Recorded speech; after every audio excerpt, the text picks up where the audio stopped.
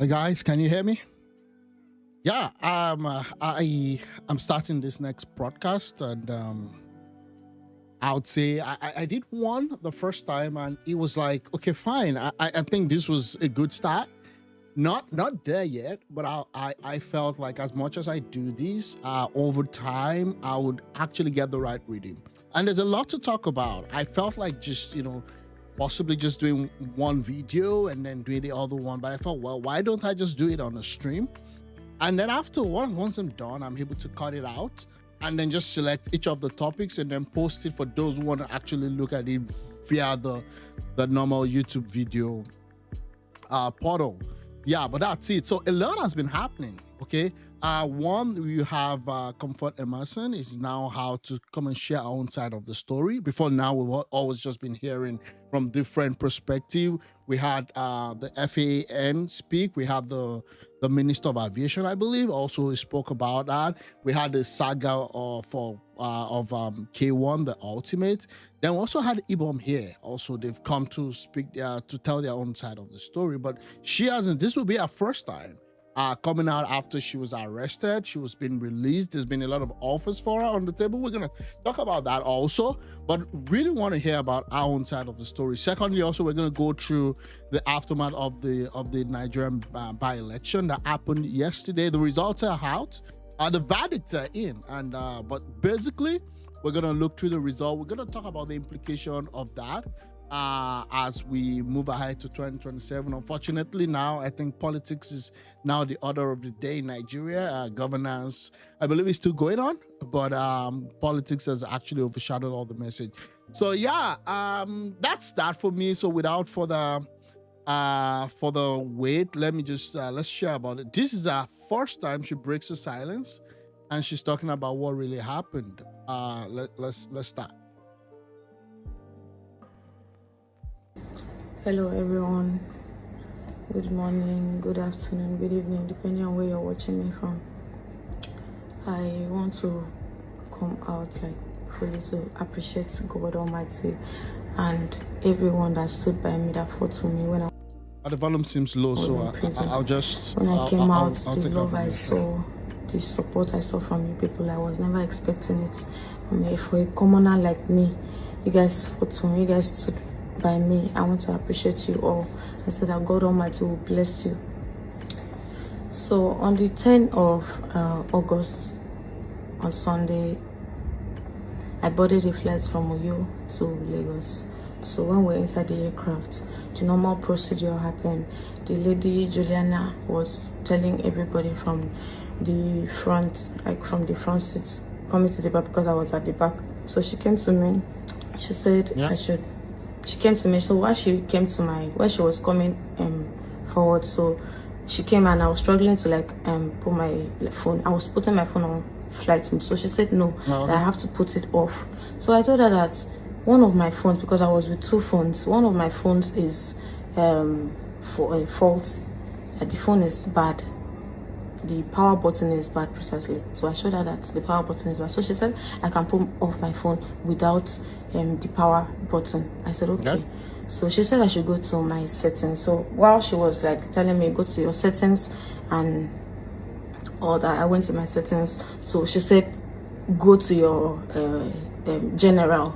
So while trying to do that, the pressure from her, so the man that was sitting on my right now helped me and off one of the phone. Put one of the phone off while we are struggling on the other one that has the power button is still. So she said I should go to the my general. I went to the general. I went to the settings and the general. So when I told her, okay, please, before then I told her, please, can you assist me and spell general? She said she cannot touch my phone. She can never touch my phone. Children of nowadays. So I now turned to the guy that helped me to off one of my phone. I told him, please, can you assist me and spell general? So the guy now collected my phone and well, I don't get to spell general. I don't know, but I'm not judging, but I don't understand. Someone has to is it that she doesn't know how to spell general, which again, I don't know our story, I don't know our background, and I don't want to judge here, but this is our own story. But let's go. Showed me and spelled like type general on this thing. So when I went to her, like, okay, this is the general, I am here now. So the phrase that she was even giving me was not even encouraging. I had to like plead with the same guy again on my right. So please, can you please, like, do you know how to, like, she said, do you know how to like help me and off it from here, please? He now said, okay, no problem, he helps me and off the phone eventually. So now off the phone, the two phones, put it where it's supposed to be on the aircraft. And I thought, okay, I have offed my phone. So when she wanted to leave, she said, you will see. I didn't take that to heart because I've already like eventually offed my phone, which I was having problem in offing it. So I eventually off the phone. So that was it. When we landed Lagos, everybody was going out of the aircraft. I was pressed. I went to pee.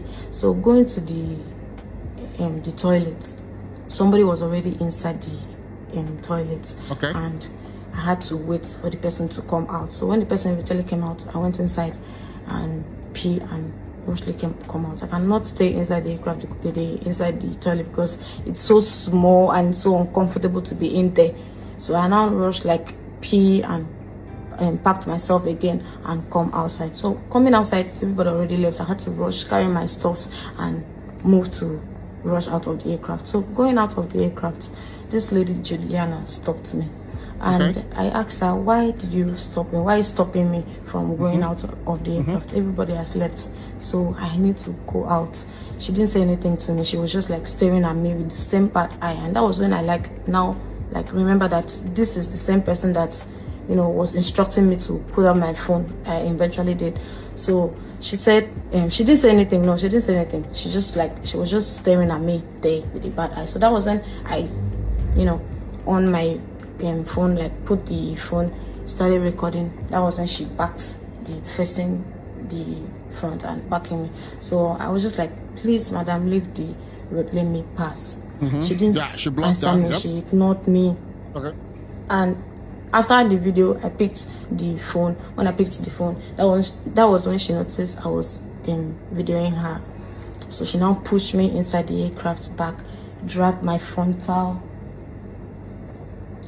This is the frontal I wore that day. She dragged the frontal, dragged the process of dragging my clothes, my gold from neck I was wearing. This is the gold I was wearing. She dragged it from my neck with the clothes. The process, like my phone, everything went down and broke. The phone broke. The phone broke. Everything, like, even this phone. So I was like, no, why did you do that? Why did you break my phone, like, drag my frontal? The pain of removing my frontal, you know how frontal can be when you install a hair and then it's forcibly dragged out. It's so painful. So the pain of doing that to me, that was when I went to poke her. God knows that I can never go and poke an elderly woman, somebody that's old enough to be my mom. Poke her for what? Poke her. It was the pain she inflicted on me, the frontal pain, dragging my gold and everything on the floor. That was the anger. I was so angry. I could not even, like, hold it. That was why I was asking her, why did you do that on the video, the trending video they posted? Why did you do that? Why did you do that?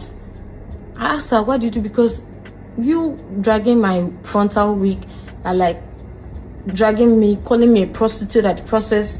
No, I just had to ask her, why did you do that? Why did you do that? That was why I poked her on the video. Why did you do that? So while on that, the whole thing, like, those guys came in from the security, came inside the aircraft and, like, started, like, surrounding me, and I was like, why?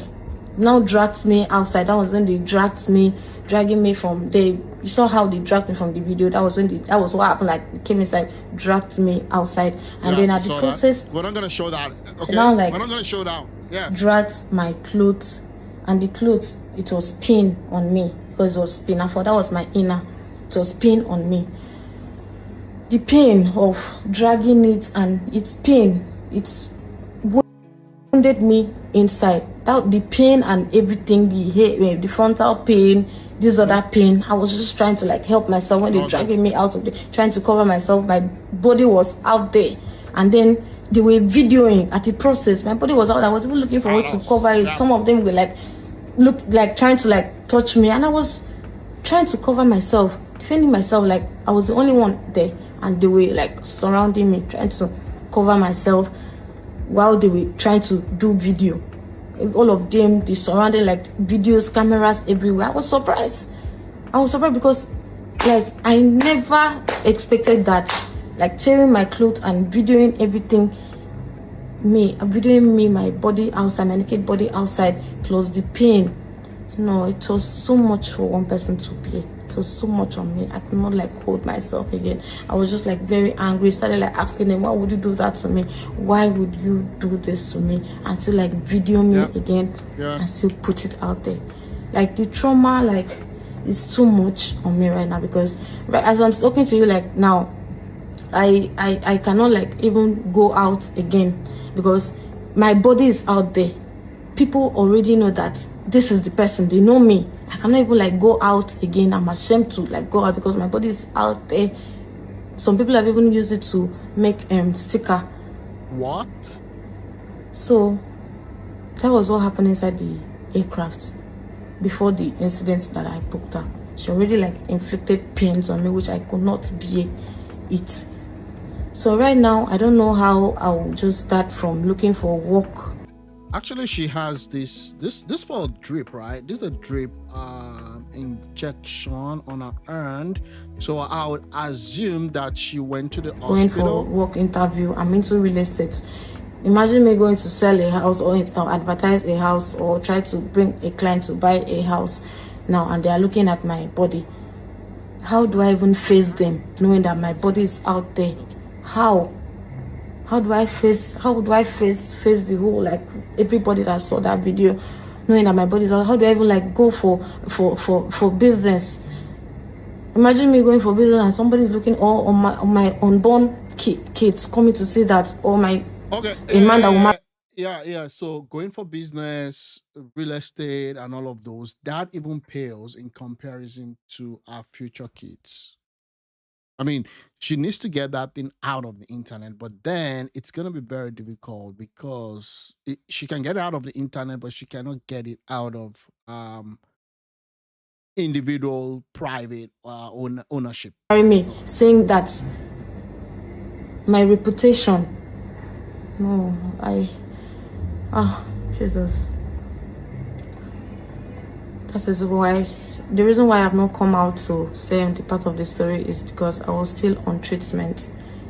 I'm trying to round up my treatment. As you can see, like I'm trying to round up my treatment. That's why I could not come out to say the part of the story, what happened. So that was what happened inside that flight. It wasn't even like a big deal. I never expected that incident, offing her phone, which I was trying to, not like when she said I should off the phone, I was like telling her no. I told her why the phone was still on, that it was because of the power button. So I never like know that it would come out like this, seeing my body outside. People are even making mockery of me, sending me Instagram, WhatsApp, Facebook. My body is out there. So I don't know how I'll go from here, and I really want to continue my life, my normal lifestyle. People that knows me knows that I am not really a social media person. So I don't know how to face the whole, like the people that saw my video, my family, people that saw the video, facing them, doing business with them, coming to do business, and somebody is watching my body. It's so embarrassing. I don't even know how to come about with that. So this is the part of the story. This is all that happened inside the aircraft. So I'm happy I'm strong enough to be able to talk now.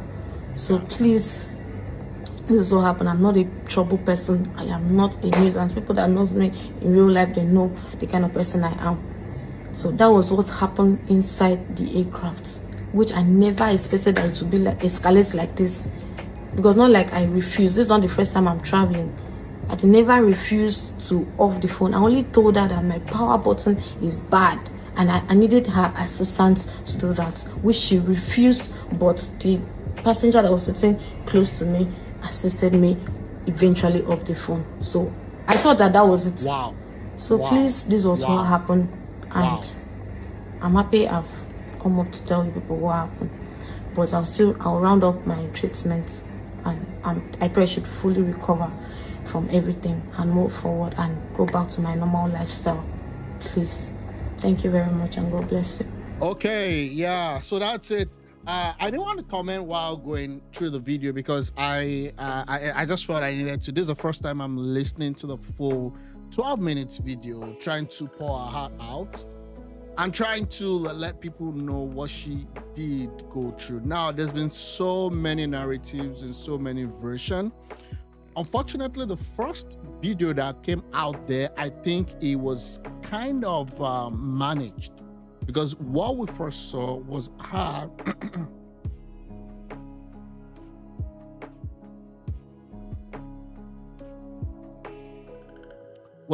actually trying to poke the air hostess. But if what she said was true and there was no additional embellishment to that, this was a very, very bad PR and bad move by whoever was in charge of that flight. Okay, yeah, you could always say, oh, the passengers at times could be irate, could be, could be on cautioned and all that. But again, also, the air hostess at times, if you've flown at times, you have different experience with different distinct air hostesses, to be honest with you. So from what she's saying, I can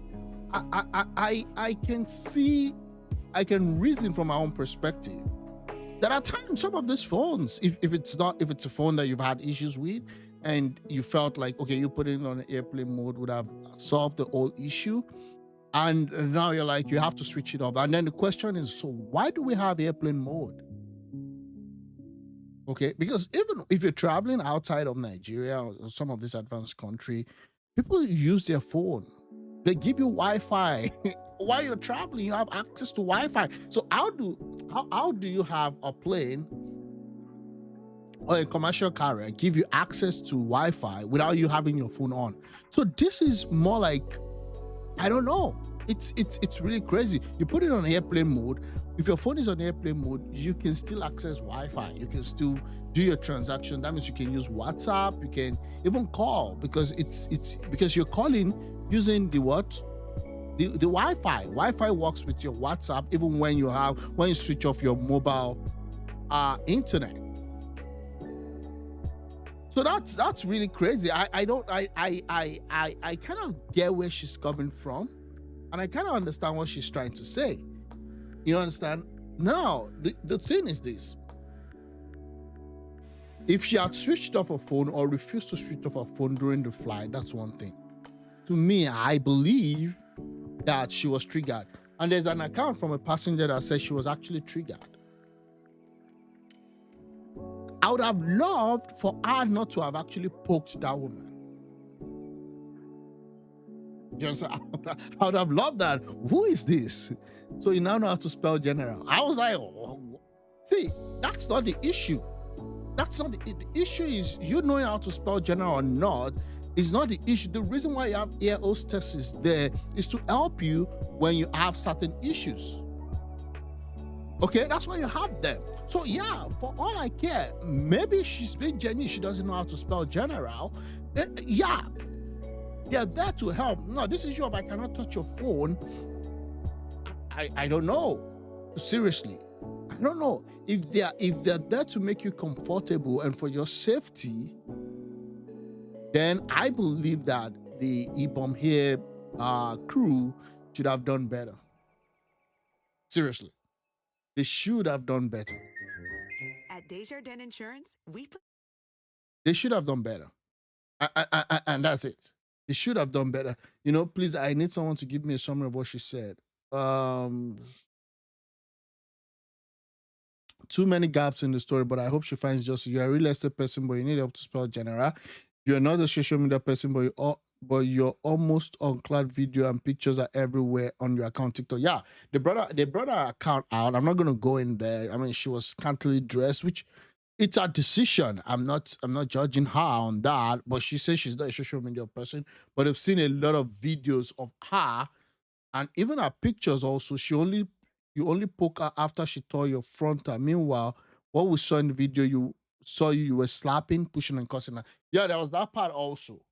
And I said that was why I said it would have been better if she had not actually laid her hand on them. I believe she struggled. She struggled, and it turned to an all-out fight, which I believe those guys those Ibom Air guys and the security guys should have actually been more professional.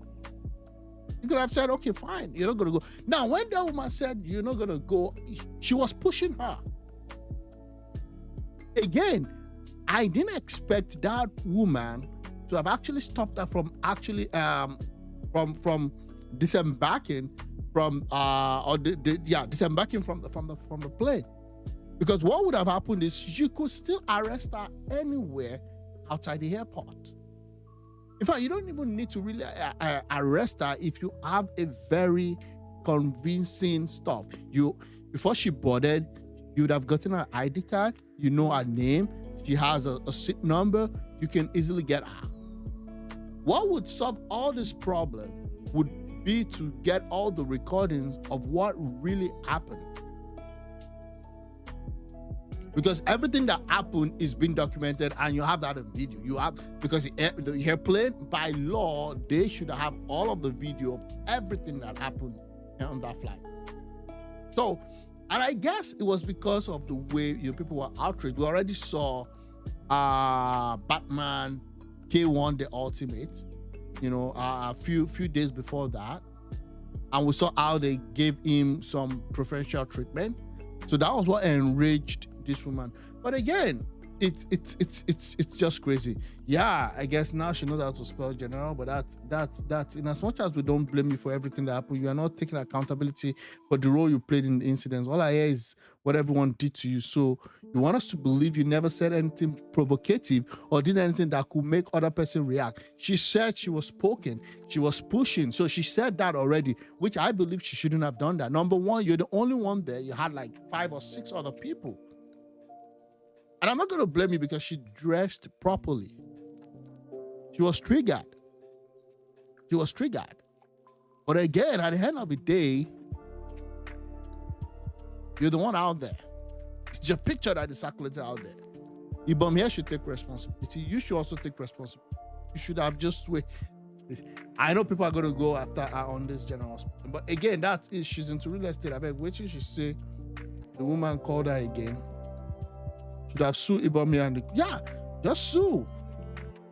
Again, she could sue, but the pictures that we saw, the videos that we saw where she did resist arrest. Number 2 is that there was a video where she was actually got physical. We've not seen the video of the hostess pushing her. But again, that hostess, I don't know, man. I thought it should be women supporting women, but I don't know. But again, that's what happened. That's what really happened.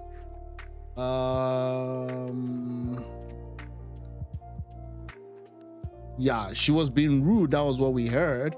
Post landing, she blocked the scene, pushed her, and then that was what happened. Slow to judgment, 2 sides to a story. Both of them are at fault. That's what I've said. Both of them are at fault. Yeah, 2 sides to a story, be slow to judgment.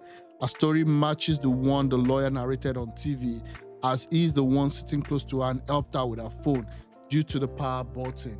Let me see if I can get that a story. The lawyer.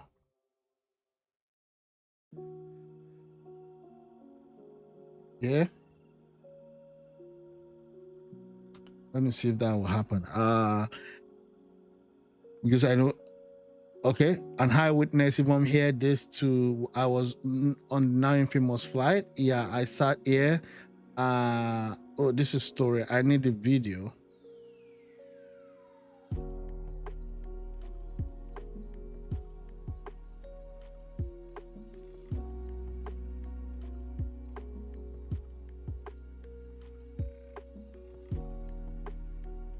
Oh. You people listen to your clients. You're listening one way and it's not right. She's very rude. Then bring him back. Because what you are doing now is cheating to the guy. You didn't even listen to the guy. Oh, yes, this is another one. So apparently there's been a lot of cases where Ibom here has not been nice to their guests. You understand? They have a good lawyer for the victim. Now, there was this lawyer that went online to speak. Yeah, some of the pictures are like, wow. And this is social media. I'm not a social media person, except that I have all this my stuff scantily dressed online. I don't buy that. I don't buy that story. Okay, I don't. But again, it is what it is. Yeah. Okay, so this is the lawyer, Nigerian lawyer who was on board. Speaks. Let me see if I can. Your statement.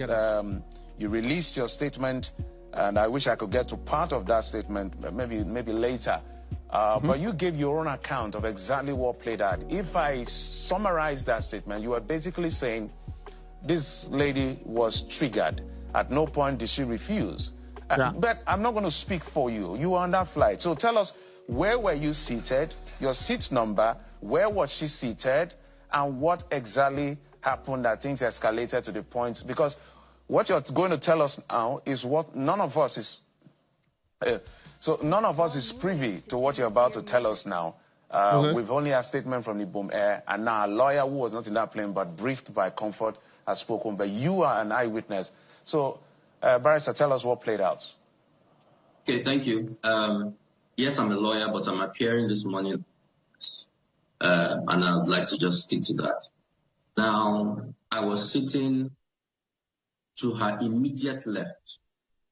So I was on the aisle seat to the left. She was on the aisle seat to the right. So my seat number was 14B. There was a gentleman to my left who was on 14A. So her own seat number should be either 14C or D. I think the window seat is 14D, while she was 14C on the aisle. So we're right next to each other, and it was a small plane. So I think the distance between us was no more than 2 feet. Yeah, so I heard everything. I saw all that transpired. And yes, she was triggered. Even though the lady, the air hostess, the second air hostess who was speaking to her, was directing all her instructions to her, just me sitting down there, I actually felt humiliated myself, just looking at the way the lady was being spoken to. To be fair, Ibom Air instructed very clearly. The first air hostess that came instructed very clearly, no airplane mode, switch off your phone. After takeoff, then you can put on and put flight mode. So it was very clear. Oh, okay. The first air hostess addressed us on the emergency exit road protocols. After she did that, she spoke to Miss Emmanson and said, please switch off your phone. She told her twice. And then this first air hostess left to continue her duties. The second air hostess, who is the one blocking exactly who is being shown now, that second air hostess now came towards us in the emergency exit and stood, even from her posture, see that she came for trouble. This is war. And Miss Emerson had been fiddling with her phone. I noticed she was trying to do some stuff, I don't know. And so she told her again, switch off your phone, switch off your phone. And Miss Emerson said clearly to her, I heard it. She said, please, the buttons on my phone for switch off are not working. Oh, that's all. Yeah. They are not working, so I don't know how to switch it off. And the woman said, no, switch off your phone. So that back and forth went on. So at a point, that's the second air hostess said, look, you're even using an iPhone. So you don't need a button to switch it off. Yeah. So the lady said, okay, I don't know how to do it. Can you do it for me? And she said, I'm not touching your phone. I'm not touching your phone. Just switch it off. She said, I don't know what to do. So the lady now said, okay, go to settings. And when you go to settings, go to general. So the girl was holding and I said, see, please, I can't understand what you're saying. I can't read. I don't know what you're saying. You're saying where I should go to. The woman, the second air hostess now told her, I don't have time for your nonsense. Please just switch it off. She said, okay. Ms. Emmanson now asked, can you spell a general? So the air hostess started actually saying G, okay, G, then E. So that was the point that the gentleman on my left and I said, come on, what's going on? You know, calm, don't speak to her like this. Let's, you know, the second air hostess did not even acknowledge her. She didn't even to my side to even see that someone was speaking. Wow. So at that point, I asked the gentleman to arrive. I said, please, can you just help this lady? You know, I don't use an iPhone. I've never used an iPhone, so I'm not too familiar with settings and all of that. So the gentleman to arrive now took the phone and started trying to sort it out. So when that was going on, Ms. Emmanson started talking to the second air hostess. I said, why are you embarrassing her like this? Why? I mean, why? And then the air hostess told her, you better keep quiet now. If you say another word, I will deal with you. Wow. That was when Ms. Emmanson flared up and started cussing. I cannot say the things that she was actually saying because the language was very flowery. Okay. And X-rated, I can't say. Yeah. So that was when this second air hostess said, okay, you proceed. And then she left. Okay. So wait. And went towards the front of the air. So at that point, Emmanson coming out to claim that, well, she didn't do this, she was just not this, she only said, okay, no. So that means she was also accosting verbally that woman. I mean, it's kind of a fight, you know, it's more like it looks like a soap opera, right? Is that what they call it? Yeah, it just looks like it. So they had some fiery or testy exchange, which I guess made this other lady, Juliana, I believe, to report her. Okay, so it was both of them. Both of them, yeah. We also saw videos of her poking the other woman. When she never came back, at least I don't recollect her coming back through the aisle throughout the flight. So that is exactly what transpired. So after that happened, the gentleman to the right switched off the phone or whatever it was he did. And a couple of passengers tried to say, switch off your phone, don't risk our lives, blah, blah, blah. And then we told them, no, that's not what happened. She never said she wasn't going to switch off her phone. She was trying to switch off her phone. She said she had issues switching it off. And so the passengers calmed down and we took off. So that is what happened. But it was clear, at least to us on the emergency exit row, it was clear that there was a problem here. She needed to be handled very well. Because this lady kept simmering throughout the flight. She was cursing. I could hear her because I was right next to her. She was really upset. She felt as if these people are just against me. And why? She said she bought this ticket with her own money. So why should they treat her like this? She doesn't show that. She's not showing that that physical stuff. Like this video looks like, oh, I was just there sitting there. I said, okay, nothing else happened, and then they just came for me. So apparently, she's also to blame. That's what she was saying, and that's what I'm hearing. And I can't tell you what the other thing she was saying because they were really nasty. But she wasn't directing to anyone, but she was just talking. So it was clear that she was angry. And the second air hostess, the aggressor, kept checking, kept peeping to see how things are going at our end throughout the flight. I noticed it. So the passenger by my side, as we're approaching landing, we're like, God help us, so let's get out of this plane before anything happened. And we were saying it in jest, but we also knew that something was off. We're so worried that I discussed with him. I said, okay, when they were telling us to stow away and put everything ready for landing, the lady didn't even hear any of that. I told her, I said, we're landing, switch off your phone, put it away. Then the second air hostess, the first air hostess, the very polite and amiable and professional one came, helped her to stow away, helped her take her purse, put it in the cabin on top, and was very professional. So all of that happened, and then the plane landed. Once the plane landed, the first air hostess, the professional one, came to the front and started disembarking by room. Just before it came to our turn, Ms. Emmanson left and went back. And I presume she went to the toilet. I used the toilet myself, right? And And I noticed that the only apartment at the back is the toilet. There isn't even an apartment, cabin crew and all of that like regular people. It's just the toilet. That's the only. So that's why I presume she went to the toilet. So when it got to our turn to disembark, those of us on our road disembarked and we went out and totally forgot about the road part until the videos and all came. So that's what happened. This is what I heard. This is what I know happened. Issue of airplane mode. That didn't come up, at least I didn't. So, Mr. Ogebe, first of all, if I heard you correctly, you said Ms. Emmanson said she couldn't read. She was even asking that general be spelt. Oh yes, that is what happened. So whether she meant that she couldn't see properly or she couldn't read, as in wasn't literate, I don't know. But that's what she said, and the second L started spelling. Okay, G, okay, E. That's what happened. Okay, but because in subsequent interactions, she didn't sound like somebody who wasn't educated. Yeah. So I just wanted to put that out, for a clarity, if we can get clarity from that. But talk to us about, you're a lawyer. I don't know if aviation law is your specialty.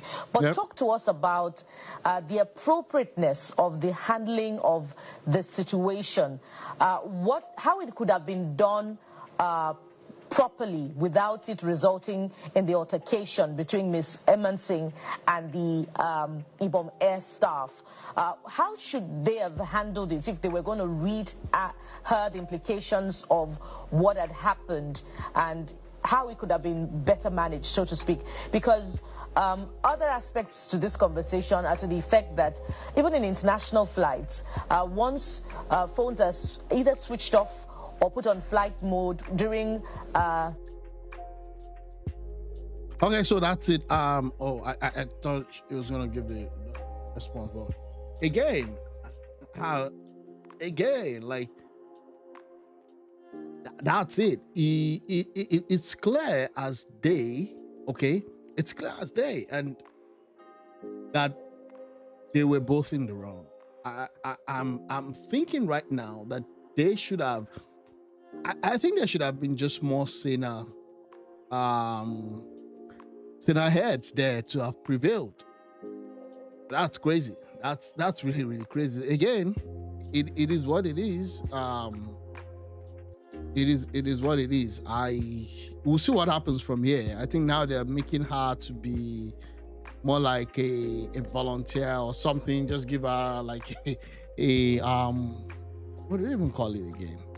Good behavior, maybe not ambassador now, but she would now be in charge of good behavior on here, whatever it is. And then the way FAAN handled it, I mean, they bundled out to Kirikiri.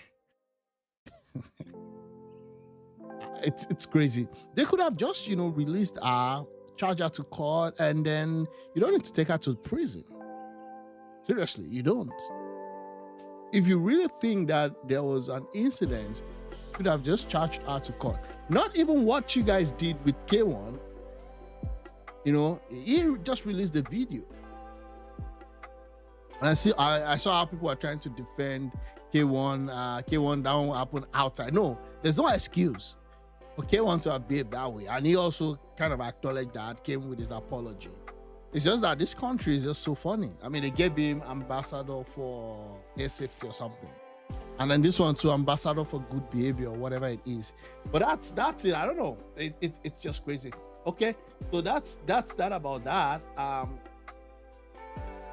I'm gonna move on to a new topic. Currently, we all know what's been happening with the elections. Let me see and give it. Yeah, let me just see what's happening right now. Oh yeah, so back to the elections. That's what's been happening. That's the first verdict is out. The first verdict is out, and I don't know, how the opposition moves on from here.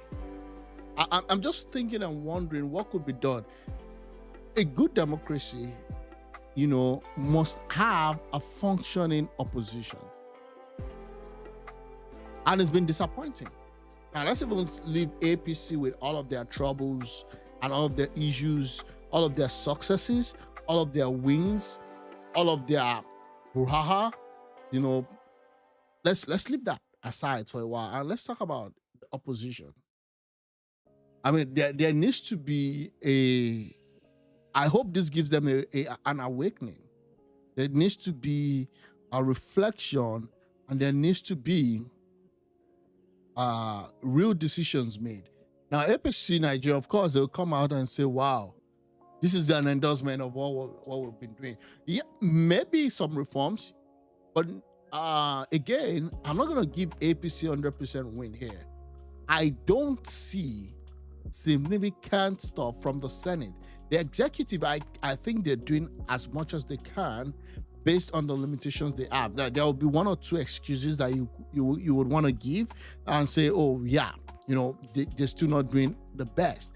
One reason or the other, that you want to give that they're not doing the best. I agree with that. There's some areas where you would think that they would do more, but there's some areas where they are really, really, doing a lot. I'm not going to take that away from them. The problem is the opposition has not lived up to their mandate, and maybe because they felt they won the elections. Maybe that's why. Maybe Obi is thinking he's the president. So maybe that's why he's not doing the opposition thing there.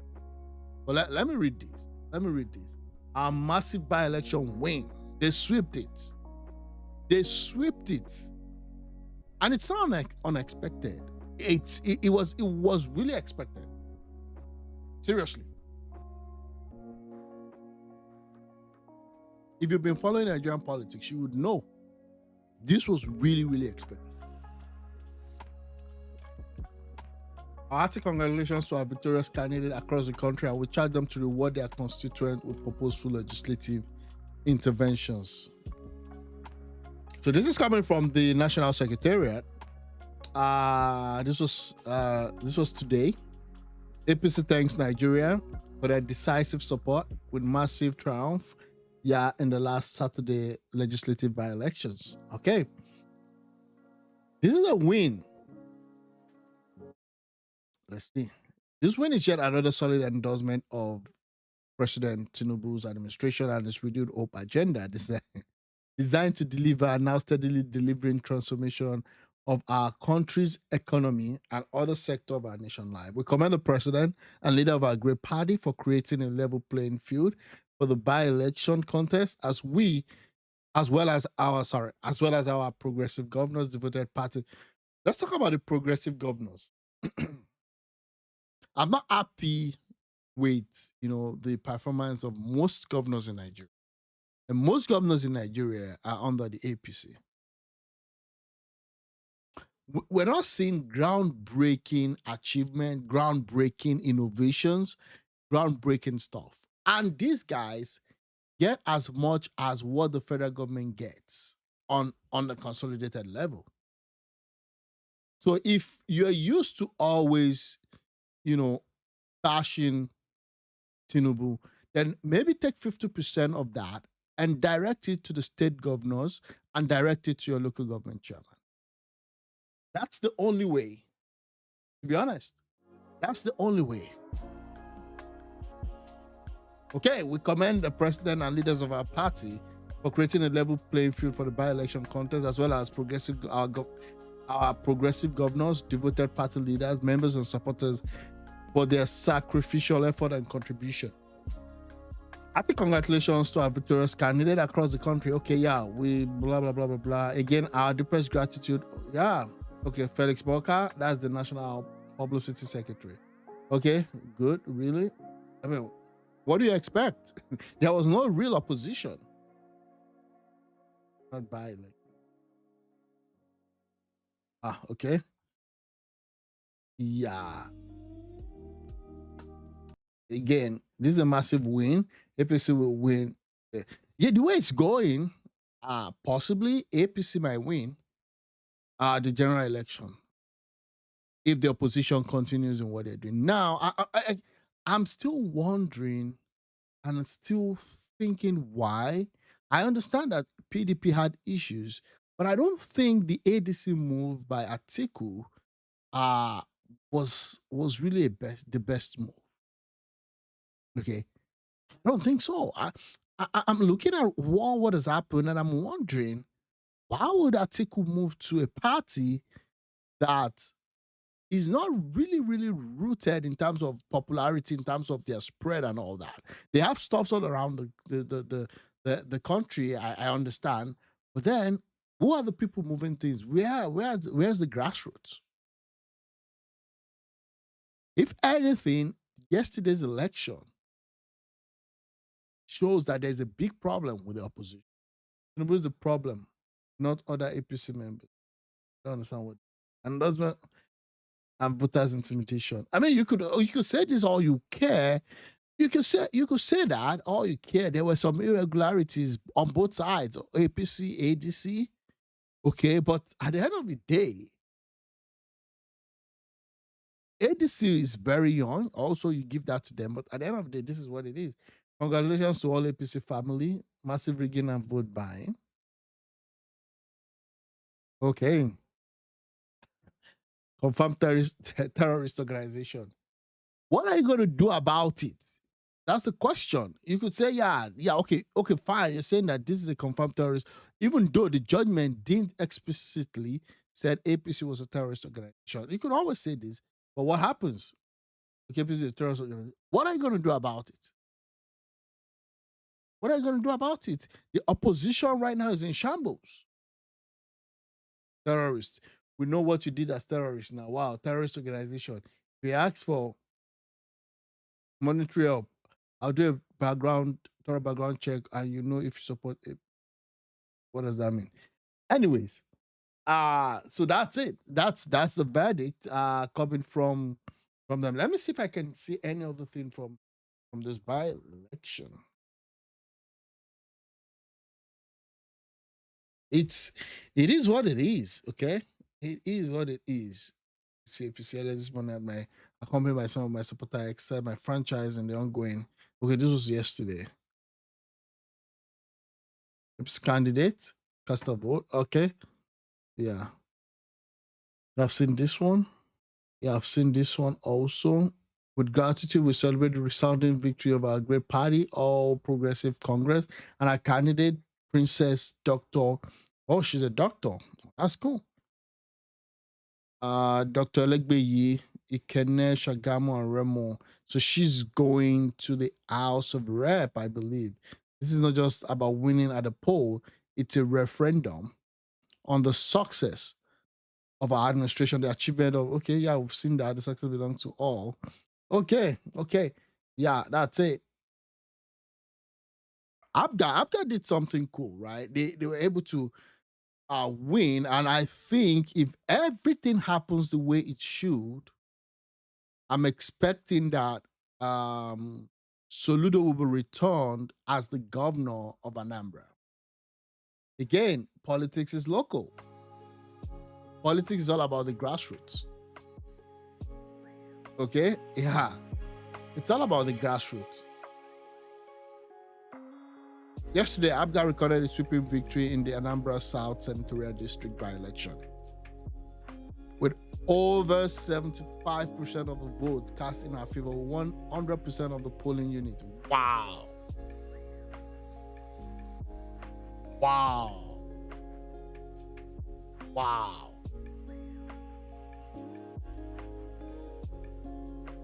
And all 118 words across the 7 LGAs. Onisha North was another landmark victory as Abga.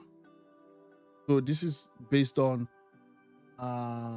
his South Senatorial. I believe this will be for the state. And then again, landmark as Abga secured victory in all 10 words. We'll not take our overwhelming support for granted. Congratulations. So these are the two people that won: Chief Emma Wachuku and Barrister Mimi Ifioma Azikiwe. Wow. Yeah, that's what's going to happen. Oh, so she's the daughter in the Anambra. She's the daughter of Nnamdi Azikiwe. Wow. Yeah. Yeah, if it's Shea Tinubu now, man, we're not gonna hear a word. But anyways, it is what it is. Abga will not let you down. Meanwhile, the leader of Abga Nabra has already endorsed the most useless and corrupt INEC appointed president of Nigeria. I think this is what's going to happen with Anambra. Let me tell you the truth. So Lula is going to get the governorship. That's what I think. Incumbency. Then I think Abga has a very, very deep root in Anambra.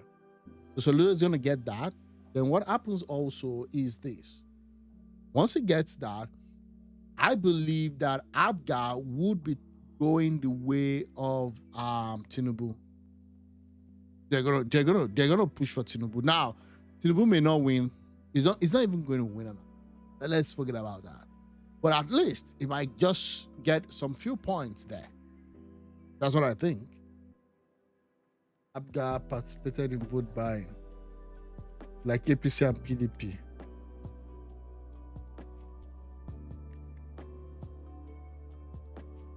Okay. I can't.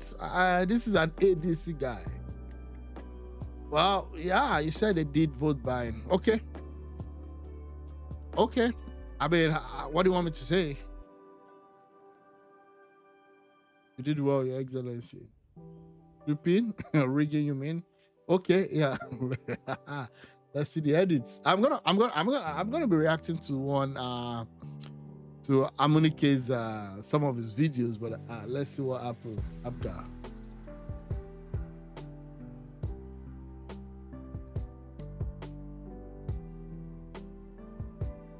I don't know. This okay. Yeah.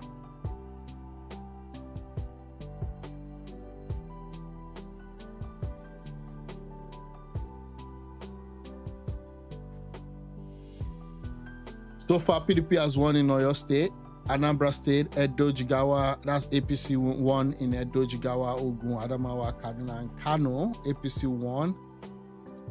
NNPP won. That's in Kano, right? Kano, they won. Yeah, Kano. Okay. ADCSDP 0. There's a big problem. Yeah, there's a big problem there. Yeah, final results. So, just a backstory to this.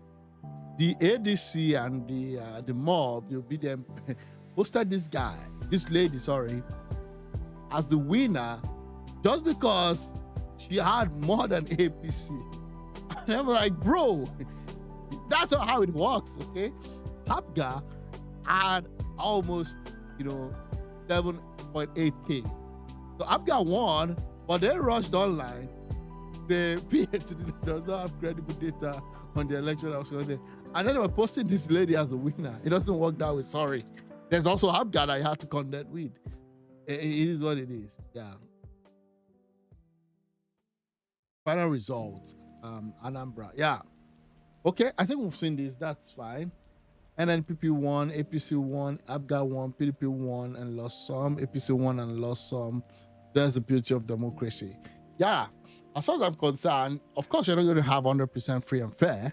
Let's be sincere with ourselves. But from what I saw yesterday, it seems like, yeah, people won based on where they had most political reach. And that's why SDP, ADC couldn't get anything. I'm going to spend 10,000 to voters in Anambra South senatorial by-election. And people are collecting. We are not ready in this. Okay. Yeah, okay. The APC, they want to remove from power one in Kaduna, Jigawa, Zamfara.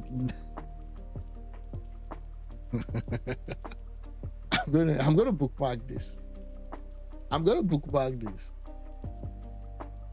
This is a snapshot of Atiku's many moves, okay, from one party to another. That's crazy.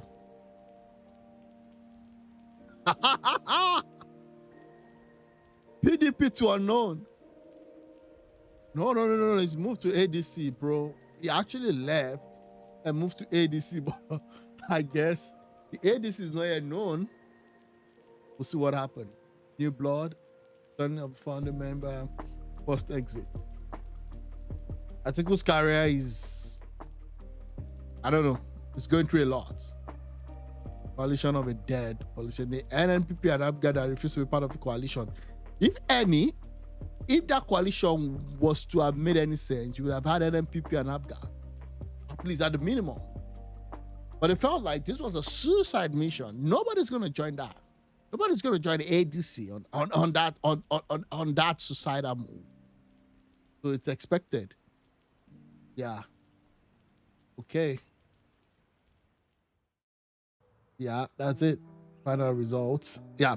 Okay, let me see what's happening. Let me see.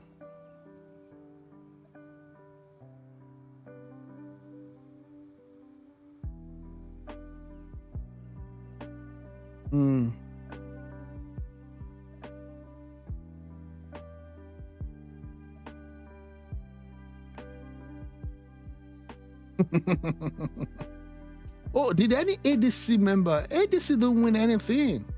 So this is fake news. This is fake news.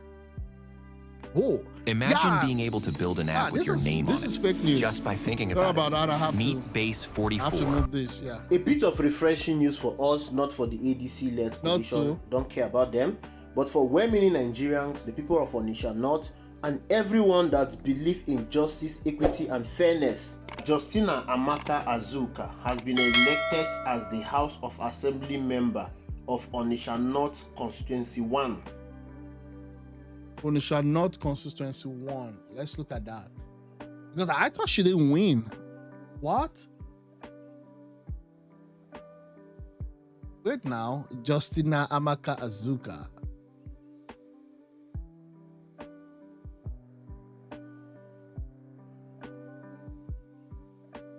Amaka Azuka of ADC win our elections. I thought they said ADC didn't win anything. Let's see.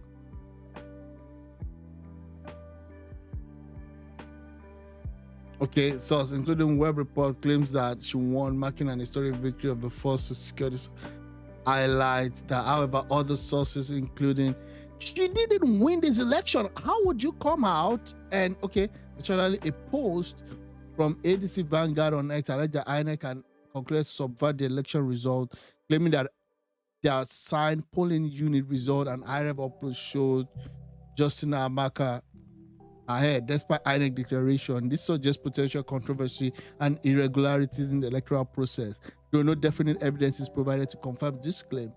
Given the conflicting report, the official INEC announcement cited in multiple indicate that Justice Amaka Azuka did not win the election.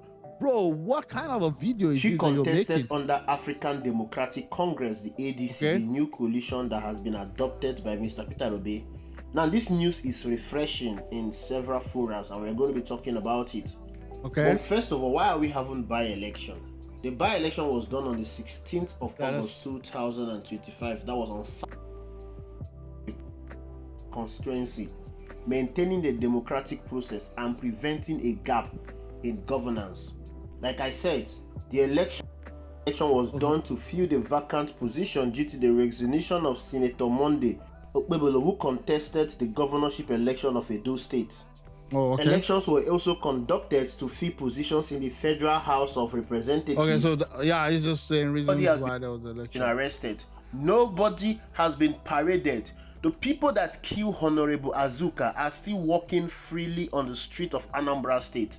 But the governor was bold enough to carry someone else to go and campaign to fill the vacant position of a politician that was murdered under his watch.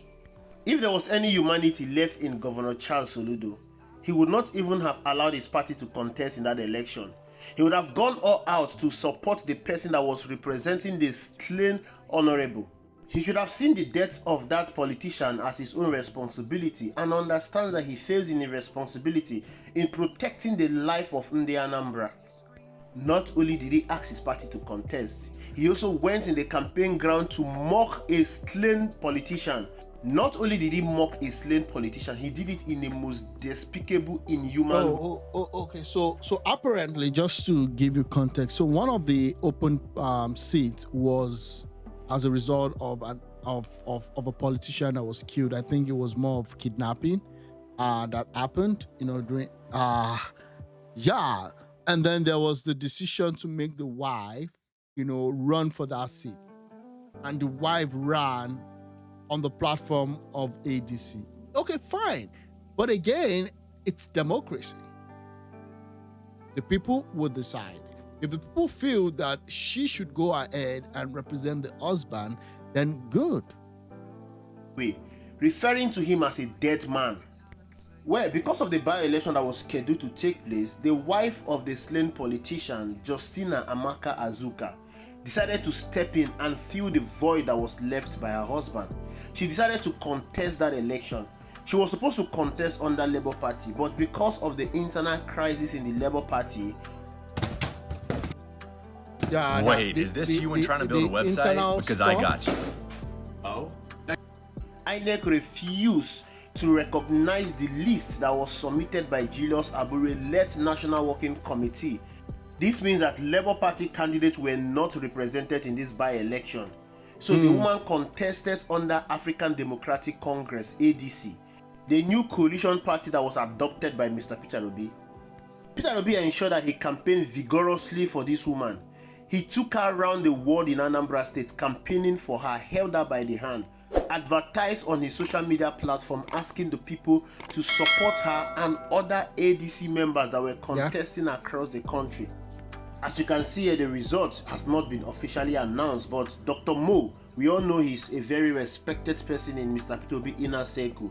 Dr. Mo announced that Honorable Justina Azuka has won the Onitsha North 1 constituency in the Anambra. That Honorable Justina... Dr. Mo is very respected as an obedient member, really? And why is Dr. Mo giving us fake news? But that's the question.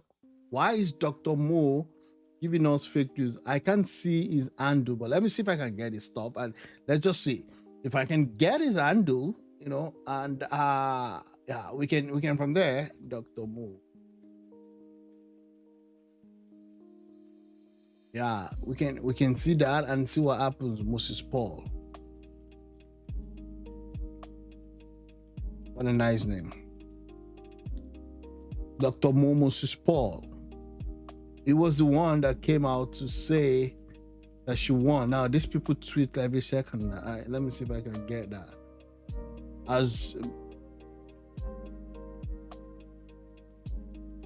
But you said she won. Let me see. Okay. Very respected. You deleted the tweet, bro. He deleted the tweet. This was done. Let me see. Yeah. Mrs. Paul. Yeah. Badly. I mean, the margin was just so much. The margin was just so much. We have to delete that tweet. And you're taking it also. Azuka You didn't do your job well. Onitsha North 1 constituency in the Anambra State House. You should have been able to at least try and see if what he's saying was right. How many people voted? It's not yet official, but then there's a respected person. And this is the challenge. When I said that the ADC, I mean, they're not even operating at the level at which the APC opposition were operating prior to 2015. Because if this is a very respected member of the LP or ADC or whoever he works with right now, ideally a situation room would have had someone like this. So the first-hand information, they would be seeing everything as it happens. They won't come here and tweet because you were saying, oh, this guy is respected, this guy is good. Oh, we know this guy close to Peter Obi. These are the movers, in Peter Obi's orbit. And then he comes in, gives you a report that was really false, and then the real election result came out, and the margin is very wide. That other one got 7,700 plus. The next is 1,900. I mean, how do you explain that? I understand, assuming he got 7,000, and then maybe the ADC guy got a 6,000. You could say, okay, fine. We called it too early. We closed the lead too early. We put a lead on it too early. I understand. But that was not what happened in this case. House of Assembly. This incident is almost like the same incident we had in Enugu State. I don't need to continue listening. It just shows clearly that, you know,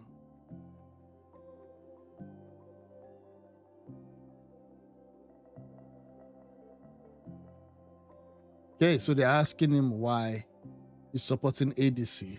What's up, guys? We are still updating you what is going on, what is trending in Nigeria. Greetings to you wherever you are. And then before the election, remember Peter Obi had posted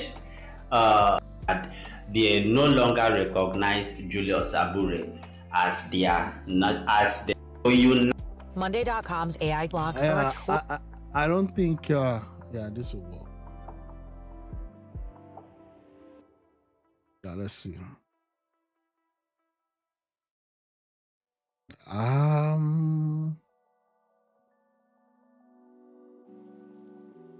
Okay. Aisha clearly has moved on.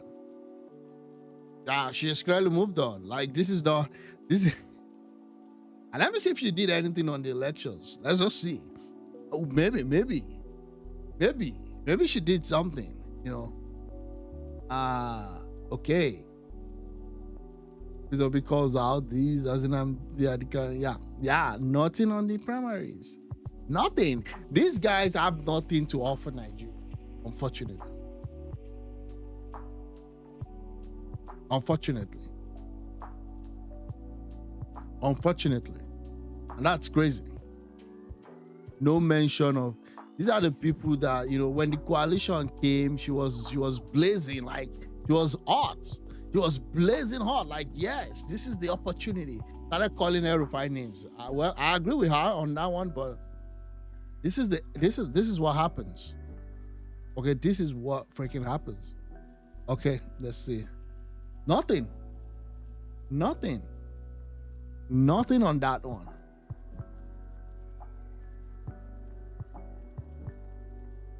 I just want to see if there's anything.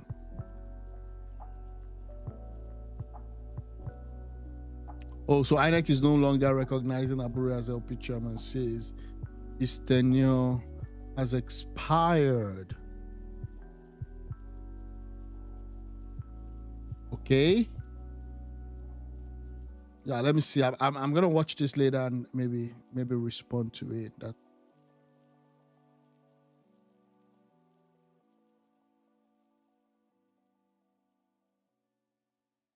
not to vote Labour Party. Okay, yeah, that's fine. Yeah. Mixed results. Let me listen to this. Peaceful, to be honest, except for one or two infractions in Several states in Nigeria have produced mixed results for the ruling APC and opposing PDP. Here's a breakdown of the major outcomes. Okay. In Oyo State, the PDP strengthened its grip on Ibadan North Federal Constituency. Fola Ayekunle secured victory, widening the gap over the APC in this key urban stronghold. Now, over in Ogun State, the APC retained dominance in Remo Federal Constituency as Adeshola Elegbeji recorded a decisive win against the PDP. Edo State saw a dramatic return for Barrister Omosede Igbenedion of the APC, who reclaimed the Ovia Federal Constituency seat with ease. In Edo Central Senatorial District, Joseph Ikbea delivered one of the... Whoa, look at this. Wow. Wow.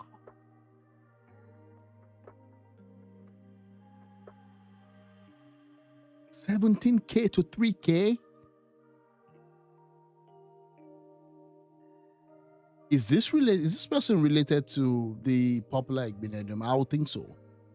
I don't think so. Look at this one too, a factor of 10. Widest margins of the by-elections, sealing another landslide for the APC. In the north, Kano State's Gari Sanyawa constituency was fiercely contested, but APC's Gaba Gramai narrowly edged past the NNPP this is kind of, to retain wow, a crucial not bad. House Assembly seat. And in Kaduna State, not bad. The APC clinched major wins. Joseph Bogudu emerged victorious in the sensitive Chikun Kajuru federal constituency. In Zaria Kawaye and the Basawa constituencies, Isa Haruna Ihamo and Dahiru Masani of the APC both defeated opposition rivals comfortably. And meanwhile, in Zambia, that was the one we were waiting for, the Zaria. Zaria case was it was what I was waiting for, because one, now this is the importance and significance of Zaria. Number one, that's El Rufai's base. That's El Rufai State. Okay? So, I mean, if you're going all around and you're on TV blabbing and saying, oh, you're going to send Tinubu back to Lagos. They're the urban bandits. They're going to go back to Lagos and all that. Yeah, that's fine. But at least try and win elections. Try and win elections. For our state, the contest in Kaura Namoda South constituency was declared inconclusive by INEC following irregularities.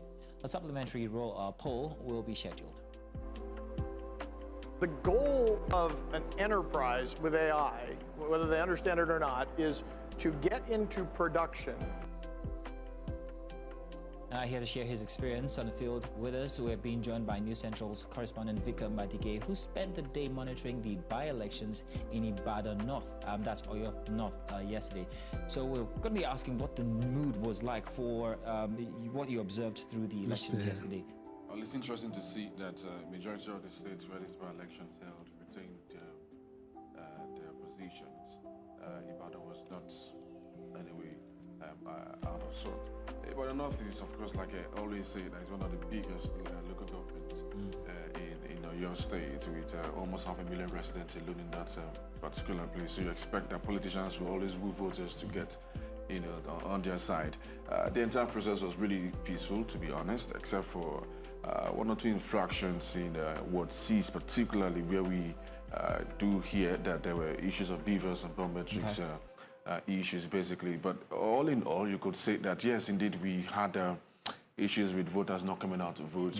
This is not unusual. It's not unusual because these are things we've seen over time in elections. And yes, the numbers eventually improved. Sometime at 12, we saw people really trickling out to exercise the franchise. But the good thing again, like I always say, that we didn't really record any major incidents except for the beavers issue at Ward 6, where people's current pictures were not aligning with the registered pictures because faces have changed. In the morning, exactly. Faces have changed. Is this due to the time in between when they registered it and currently when the by-elections? Absolutely. For most of them, we've been voting over time. They've grown older. Exactly. Right? Faces probably changed. Maybe their beards have changed. Maybe they've grown fatter. Having a beard or something. And also the condition of the country. Where absolutely. The economic factor also has but should that really disenfranchise them really from voting? Because when you look at that, come 2027, noting that this was a challenge where people's faces are not being recognized by the machine, do you think that there should be another kind of like a recourse for people who might have gone through such major physiognomic changes, because like you have said, it's been quite a time since they initially registered? Well, this should serve as a poser to INEC. This should serve as a lesson to them. This should serve as a preamble to what to expect in the next couple of years when the major election begin to happen. The luck that INEC has is that this particular election is basically just a local government. So imagine if it was an entire local government, the entire 33 local government area of Ibadan, or for your state rather, then you could be seeing very serious problems. But because this is just a particular local government, just releasing infrastructure here and there, so this should be a poser to INEC to begin to look at some of these loopholes, look at these issues, fix it, block the lacunas and ensure that we don't have a repeated scene in the next election. There's also another challenge that one could squeeze out of this instance of faces not being recognized by the machine. And it's the fact that when you combine that with voter turnout, which we recorded low, and from the few that you interviewed yesterday, we could tell a certain age bracket. So I'm wondering, are voters becoming older? Especially in Oyo State, there where most of them were actually the older lot. What's happening to the youth? What happened to the youth in this by-election? Well, that's a very fantastic question, because I remember a colleague asking me a very funny question yesterday. They said, please get the youths to let's talk to the youths. I had to start looking for them, because really, I looked at some of this polling and I could really count the youths that came out to vote. The majority of them were grandma, grandpas, parents. Wow, that's a big problem, because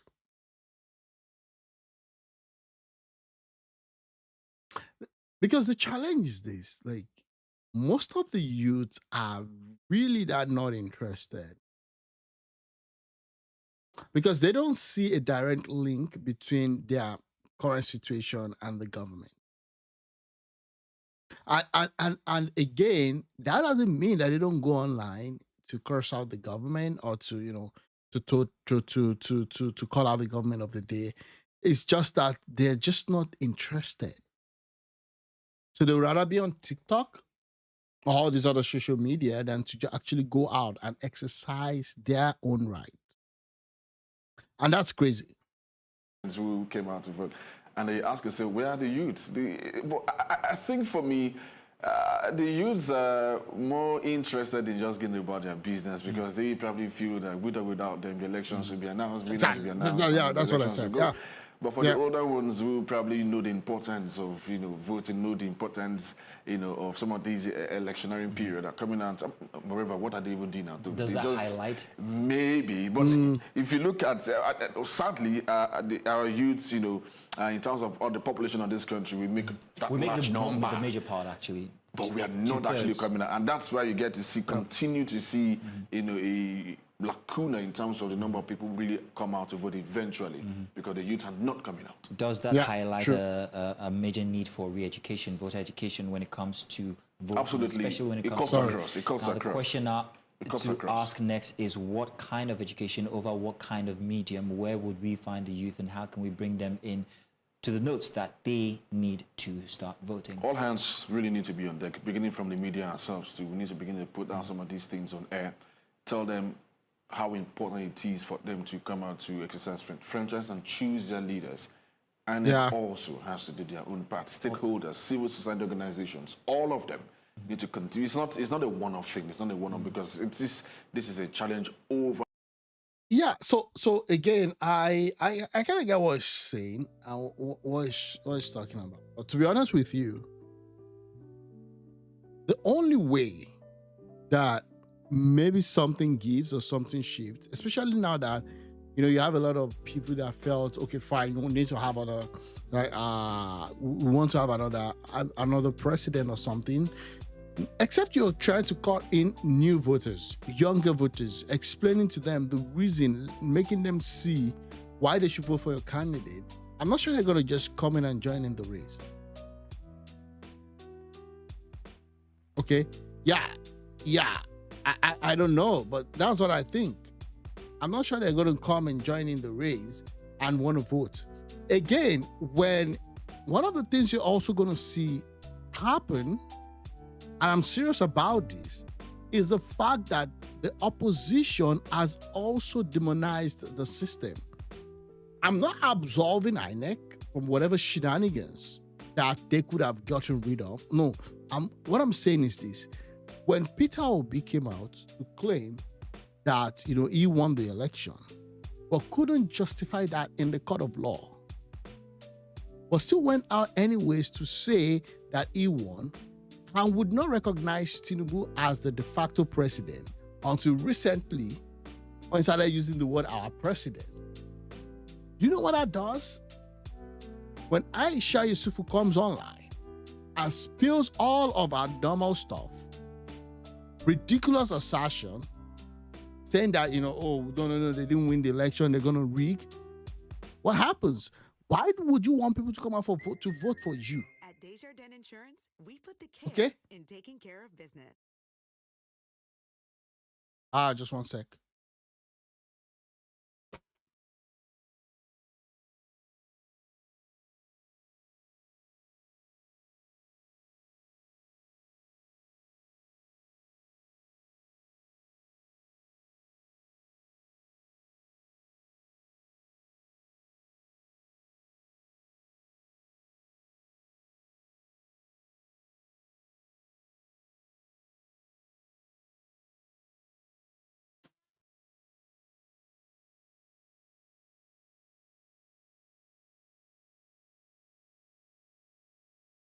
Sorry, what's that?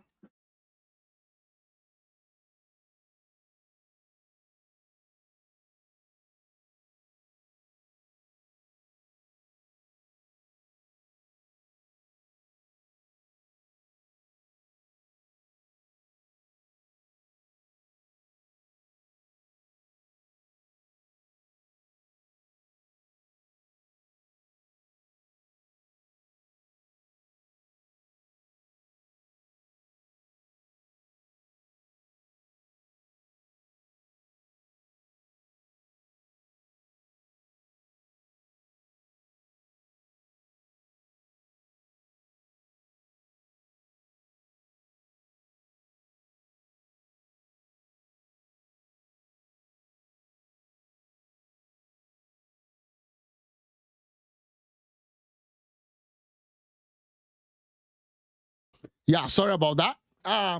So again, I was just trying to say when you have such scenario where without proper evidence, you realize that, you know what, no matter what happens, this is what you've sold to the people. This is what you've sold to the people. And again, it becomes interesting. If you sold that to the people and let the people know that this thing was actually 100% real, it becomes a problem. Okay, Harry. Talk to you later. Okay. Yeah, exactly. Yeah, that's my point. You know, when you have that, right, and you keep saying that no, they didn't win, and there's been a lot of evidences. Wale Soyinka came and said, I was in the situation room. We didn't see any situation room for LP during the 2023 elections. Okay, and all of those happened. So what happened is that you've been able to sell the people that do not trust the system. Do not trust the system. Do not trust it, and that's what you get. The years. I hear you say the media, as we're doing now, but yes, exactly. Do the youth actually still converge on these kinds of media? Or should the apparatus itself change where parties and INEC itself starts to educate voters using such platforms as social media? Because I was going there because, like I said just a few minutes ago before I got in here, majority of our youths will monitor the elections. The first they want to do is to go to social media to get to know who won or who lost. Yeah, so which means that their focus or their attention span is basically most of the time on social media. So when the media is trying to pass these messages, raise their awareness, campaigns, I think we should make use of the social media as well, because that's where you get majority of them, unlike our parents who really did not use this handle. So I think it's important now to begin to send the right message, the right signals to them that, hey, come next elections, you guys need to be out. Because if you do not come out, you create room for rigging, you create room for illegalities in some of our polling units, you create room for, I mean, in the end, you have nobody to blame for, for the leaders that eventually, are selected or elected rather into positions. Thank you very much, Victor Mbadike, for having this conversation with us. Yes, that's it. You can get some rest now. Let me go back to my life, everybody. All right. Now, I missed it, brother. I missed it. Yeah, why journalists should not contest in 2027? Let me see. This just started now. Okay, let's see this. This is Shehu Sonny. Shehu Sonny is he's supporting I'm gonna watch this later. I'll give it some time and then react to it. Let's see if there are other things. APC accused NPP of. Yeah, there was a call to cancel, but again, let's see.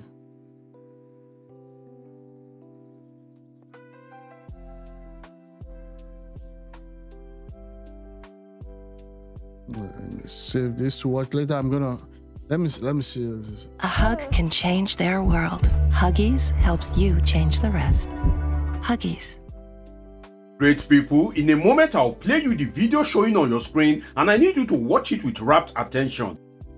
The scenario happened in Anambra State as the APC governorship candidate Ukachukwu threatened the deputy governor of the state, Ibezim, and he said that I will burn your car and nothing will happen. Please watch the video with rapt attention because it teaches us something about political behavior and also it points to what Nigerians should expect in 2027. We will watch the video, then when we come back, I will be diving in depthly into it and analyzing all the associated issues for you.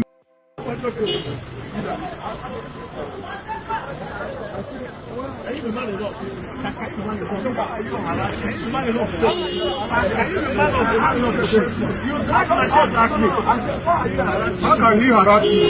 I mean, he can't harass you.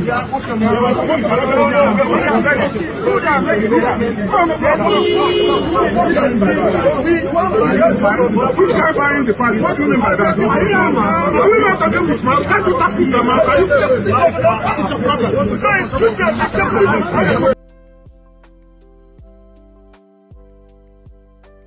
Apparently, APC governor candidate arises deputy governor in Amman. Are you a candidate? Are you a candidate?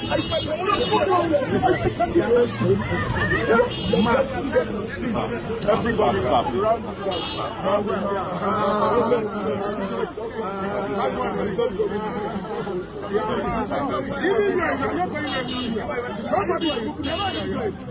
Nobody's moving out. We burn your cars here. They are not going anywhere. Baba, they are not going anywhere. But you ran me up. You ran me up. Did you say we cannot be here? You cannot be here. You have no business to be here. A deputy governor. Not an election. You are deputy governor. You cannot go. You're not police. You think? You're not police. Are you police? Why are you going? It's my community. So you have the right to go to every community. Am I pulling it? I can be my community and pulling it. Hi, Jesus Christ. Let's tell me. You have it. I will burn your car here and nothing will happen. That is the word coming out from the mouth of the APC governorship candidate in Anambra State. For me, I don't know about you, it's the arrogance and overconfidence in that particular video. If you notice the body language of the APC governorship candidate, despite the fact that he has no power at that point in time, despite the fact that he's not holding any political office, but you can see his overwhelming arrogance in that particular video to the extent that you know he had the effort to threaten a sitting deputy governor and say that he will burn his car here and I mean, that's crazy. That's really crazy, right? And again, it's that arrogance of it's that arrogance. It's that arrogance. It's that arrogance for me. And that's why I wish, and that's why I always say it, you need a functioning opposition.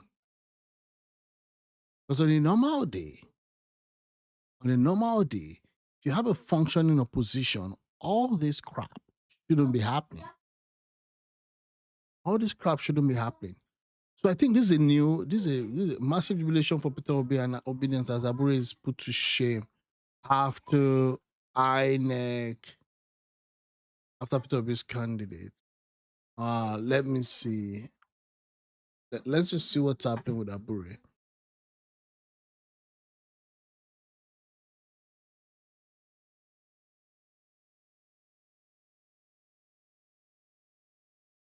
It says it, has it tweeted anything?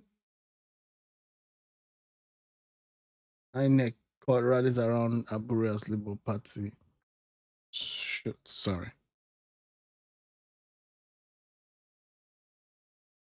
Appears on ballot. No. So what are they saying? Abure is the Labour Party chairman. Abure insists. Why does he keep tweeting? I'm gonna check again. Abure.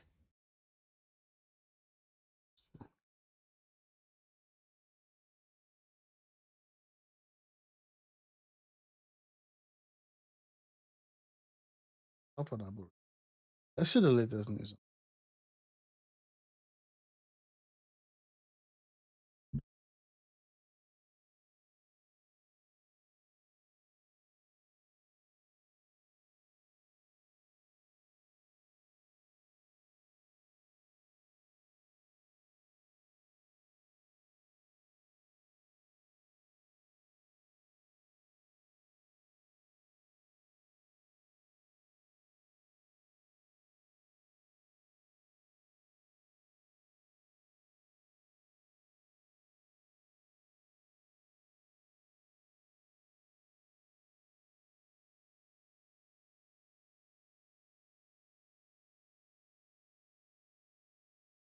Wow. I remain LP chairman. Abure insists, blames Usman for. This is let me move to Labour Party saga, right? Let me move to. Yeah. Let me move to Labour Party right now. I think that what is really happening now, it's just crazy. It's just crazy. Yeah, I remain Labour Party chairman. Abure insists, blame Usman for spreading misinformation. Wow. Let me see. Court misinterpreted. INEX affidavit twisted. Abure camps accuses internet fashion of misinterpreting the court decision to create false.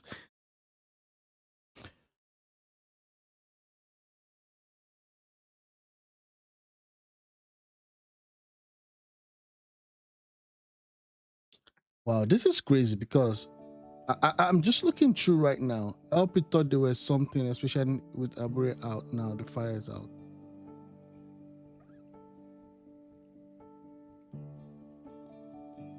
Okay, so I guess they've taken over. Wait, from the decks of Senator Nadi Usman. Okay, let me first read this one. I welcome the Federal High Court judgment in Sudis and INEC sworn confirmation of the expiration of Julius Abure's tenure as national chairman of the Labour Party. I receive a profound relief and deep satisfaction the news of the judgment.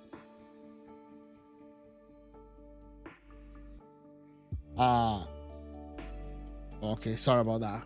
Of the judgment in suit, which today dismissed in its entirety the case instead by Mr. Julius Abure against INEC.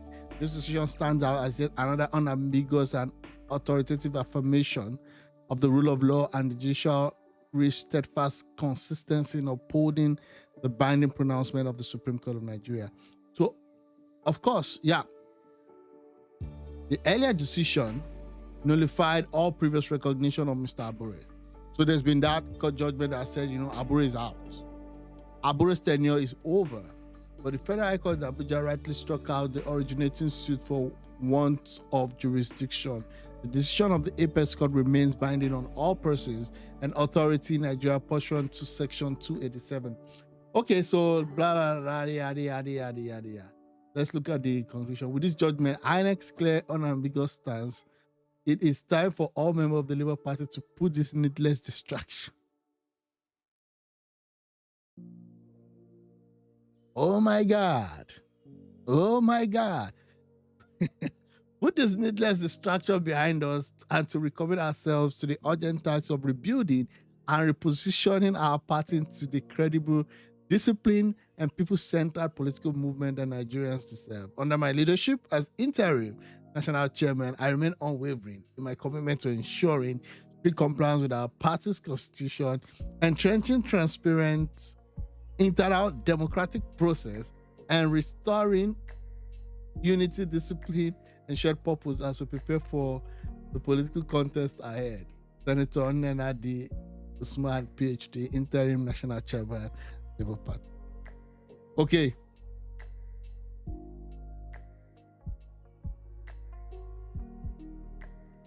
Okay, yeah. So this is, this submission. I don't know if INEC came out to say anything. I'm gonna see if INEC actually came out, to say anything about this. Because this is what they are right now. You can just take any words party. Let's see if that works out. I don't know what INEC is saying. And again, why would INEC wait until after the by-election before coming out with this from the desk? Okay, so this is again, this is Senator Nadi. We'll see what happens. INEC slams the door on Abure. Let me read this. Okay, so Abure is coming to say, "Oh, I remain Labour Party's chairman." Abure insists, blames for spreading misinformation. What is this? Oh, they wanted to go to the app to read the story. What? The national chairman of LP Abure's faction has accused the senator, Nenadi, of twisting the recent federal high court judgment to mislead Nigerians about the party's leadership crisis.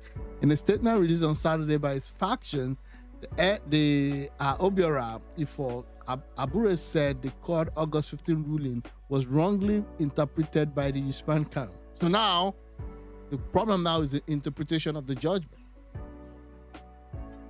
Today is 17. The judgment was given on Friday. Both parties are saying different things. In a statement released on Saturday by his faction, Abure said court's ruling was wrongly. I've read it. According to him, Usman-led group celebrating nothing and only working to weaken the party. He maintained that the Labour Party remains under his leadership and urged INEC not to get involved in effort to destabilize the party. Abure clarified that the Supreme Court never ruled against his position as a national chairman or invalidated the party's March 2024 convention in any way. Instead, the Apex Court reaffirmed that the leadership disputes are internal matters for political parties to resolve. On the recent judgment, Ifo explained that the suit filed was dismissed because neither she nor Darlington Ukocha were recognized as national party. So let me see if I can get the ruling. Let me see if I can get. Let me ask. Let me see. Let me ask.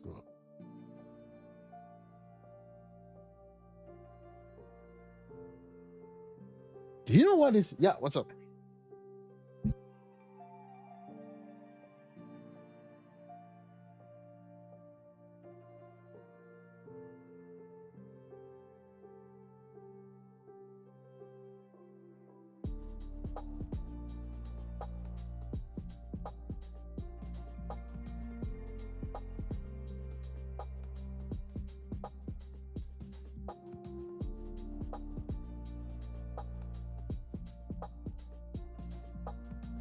Okay, yeah, sorry about that. What an irony. This was 2024. That was when oh my history will always repeat itself. We could see here she's happy that INEC recognized Abure here. That was last year, October. Why? Because there was a battle between Abure and Apapa then. Okay, there was a battle between Abure and Apapa. Now the tables have turned. Abure is the one that they don't want anymore. Okay, so let me read this because dismiss this. So this would give us a better context instead of just trying to. What's this? Okay, LP party. Yeah, let's see. This was struck out for want of jurisdiction, echoing the Supreme Court's April 4, 2025 ruling, which nullified all prior recognition of his leadership. Okay. No, but if you strike out a case, okay, this is what they said. For want of so this is based on jurisdiction. Okay, but if this is also the Supreme Court, okay, if this is also the Supreme Court doing that, no, this was an appeal, right? Let me see. No, this was Federal High Court. Sorry, Federal High Court, Abuja. Okay, so this was Federal High Court. So I guess where the confusion is coming is which one is which? Which one who do we believe now? Abure is still saying I am the chairman. And then Nad is saying that no, this has cleared everything. But then the court didn't clear anything. It was just struck out. Okay?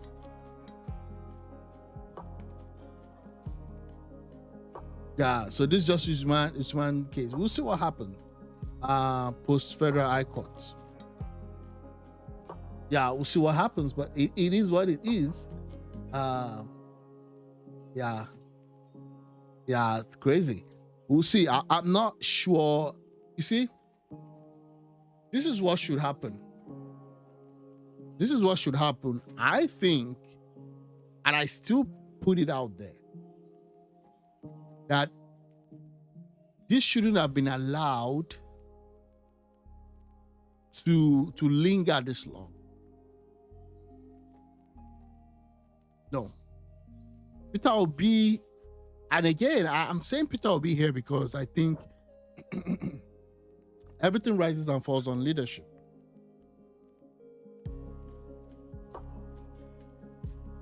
Everything rises and falls on leadership. How should this have been handled?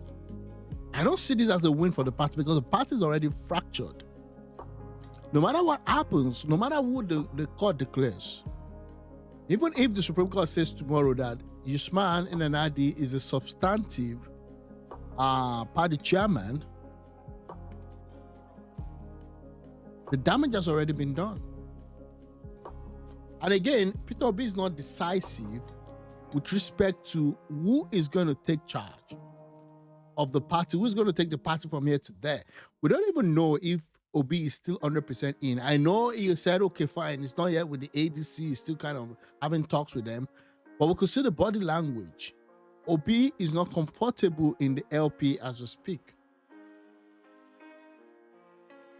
And that's a big problem. That's a big problem. So he is not even fighting from a united front. And this is the party that you want to take Tinubu out come 2027. But I don't know, right? It's crazy. Yeah, but that's the case. Yeah, that's it here. Okay. What else? Yeah, I'll just leave it to that.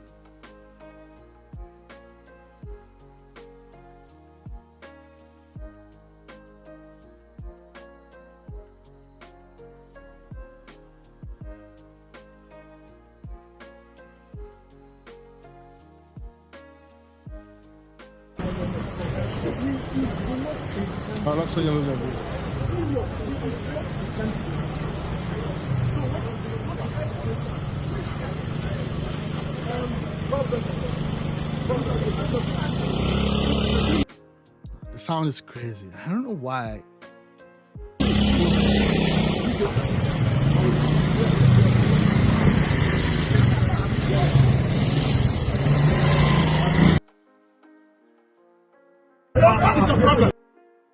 Oh, it's the same one. Yeah, still the same thing. Yeah, it's crazy.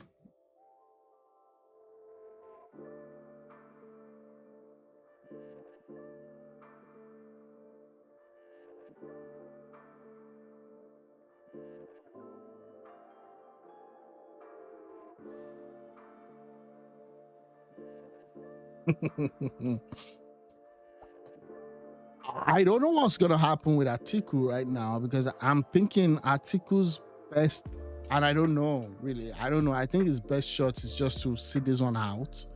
If he sits this one out and comes back, I don't know, 2031, I don't know if he was still able to come back, then maybe that would make a lot of sense. Yeah. But we'll see.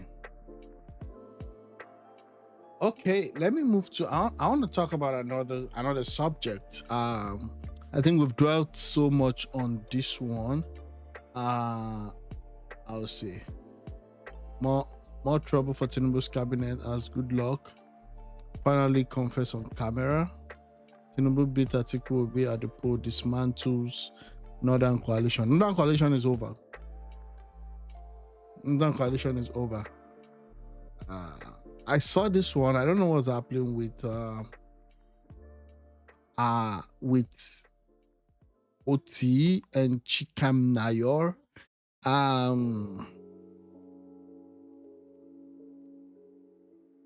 Imagine being able to build anything just by thinking about it. Meet Base 44. To Eze Chikam Nayor, I have a message for him. This is a different government.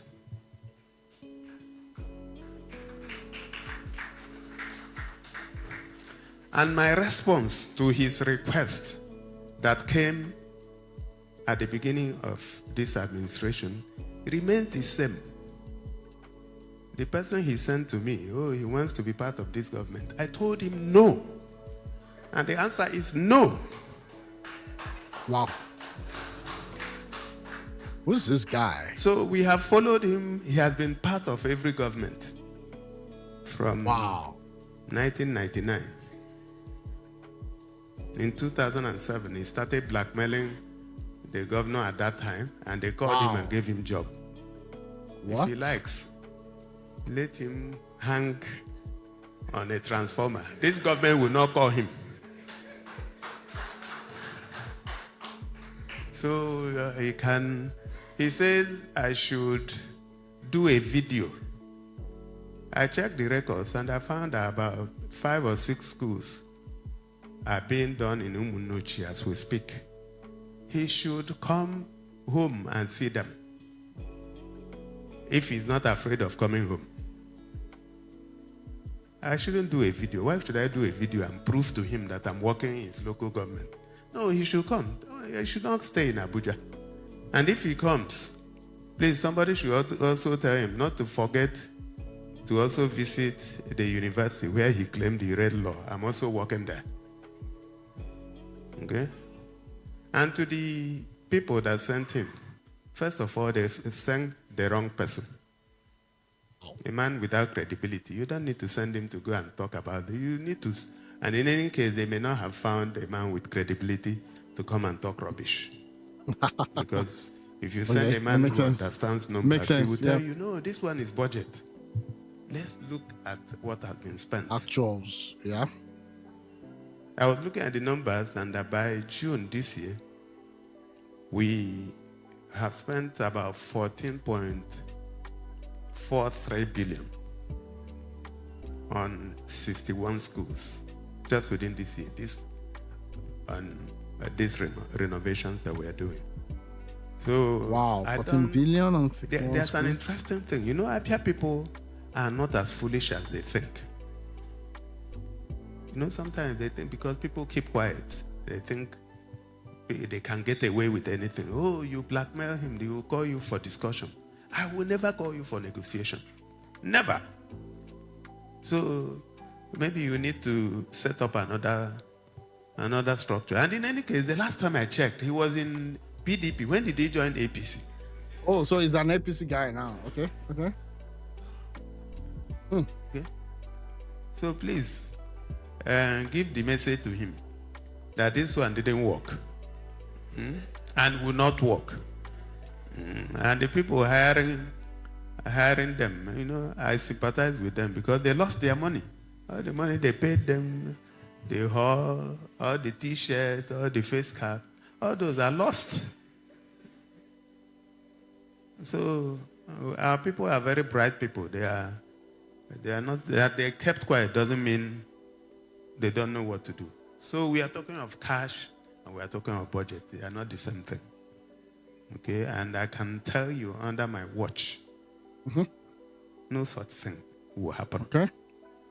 I can tell you for free. And anybody who works in this government will tell you that it's impossible. So if you are looking for dust to throw, don't go into numbers. You don't even understand numbers. And you are throwing dust. So please, I hope nobody mentions this as a Jikam Nayo again. Because I've chosen not to, I didn't want to talk about it, and that's why I ignored it. Because I believe that people should be discerning enough to know what is right. And even he himself, if he used a little of the gray matter, he would have known that that is not the way to go. People are asking, where is he getting money to do all these jobs? And then somebody is seated somewhere in Abuja, come and show me video of smart school. I don't need to show video. It is there in your village. Go to your village. All right? I hope I've responded to your question, Nora. Okay, yeah, that's it. I don't know. You know, you have all these guys in government.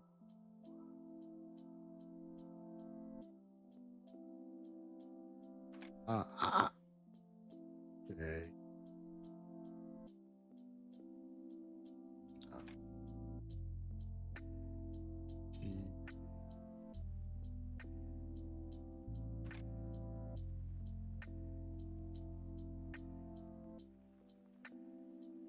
I just want to see like if there's more context to that, because I saw that video and I was wondering, they showing my political rivalry and dispute. Okay, background. He was a former commissioner and strategy in Abia State.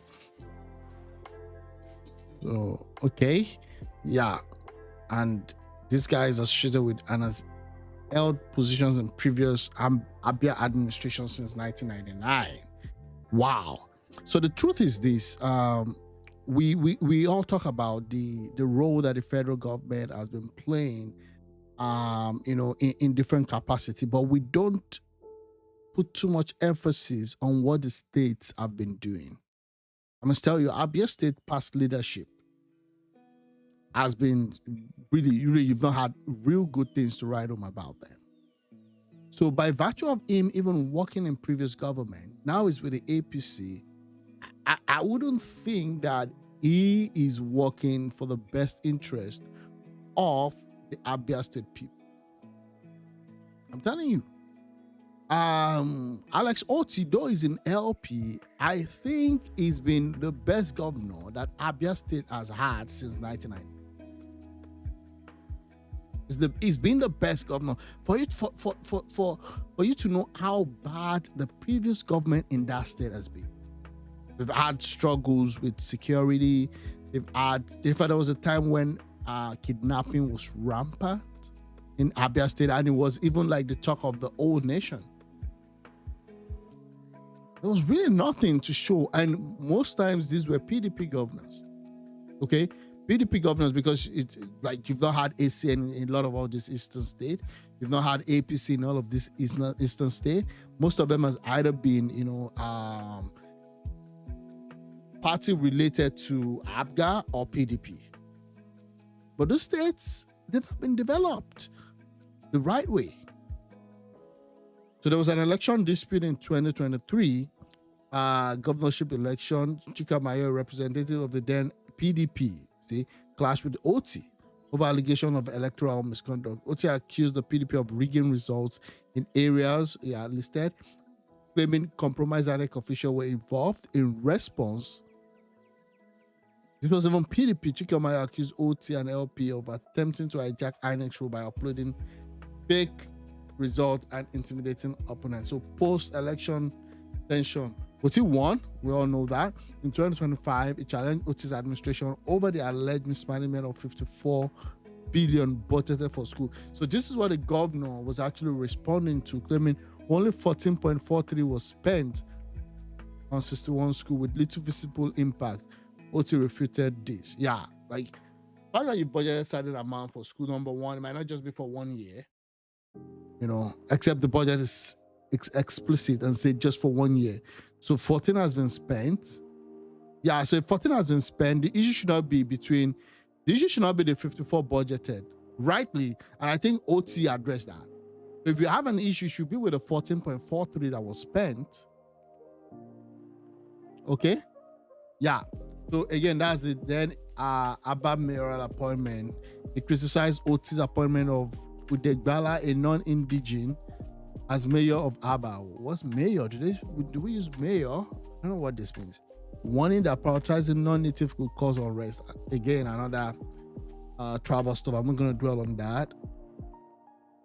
Otia said that Chika Nayo would never be a part of his government, even if he had himself on a transformer. Okay. Let's go for Abians to vote out the LP in 2020. I don't think that will happen.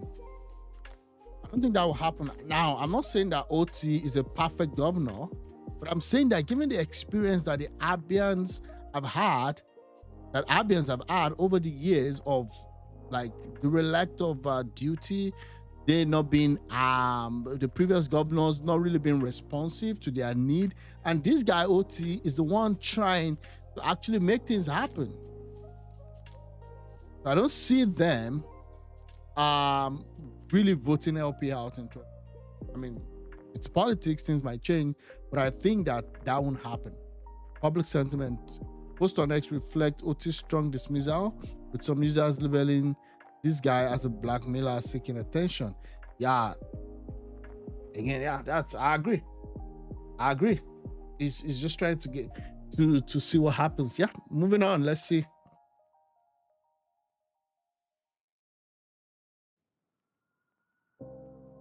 Unless Peter Obi returns to Abga, would not achieve anything politically because he made a vow.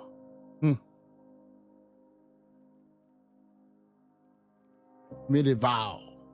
Wow. Wow. Wow. I don't know what to say about this one. I don't know if I should watch it, but let's see.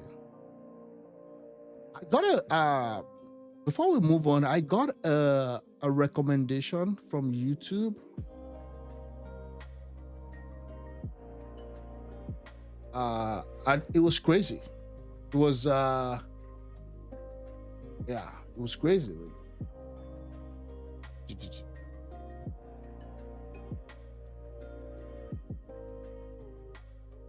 And it was a video that was done 7 years ago. 7 years ago about Peter Obi. You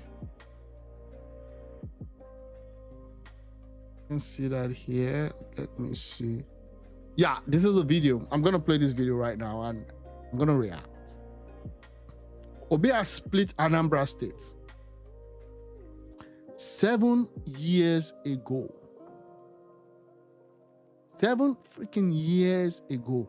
This is important today and as a result of this. One, this was before Obi ran, okay, with Atiku. This was before Obi ran as a presidential candidate of the LP.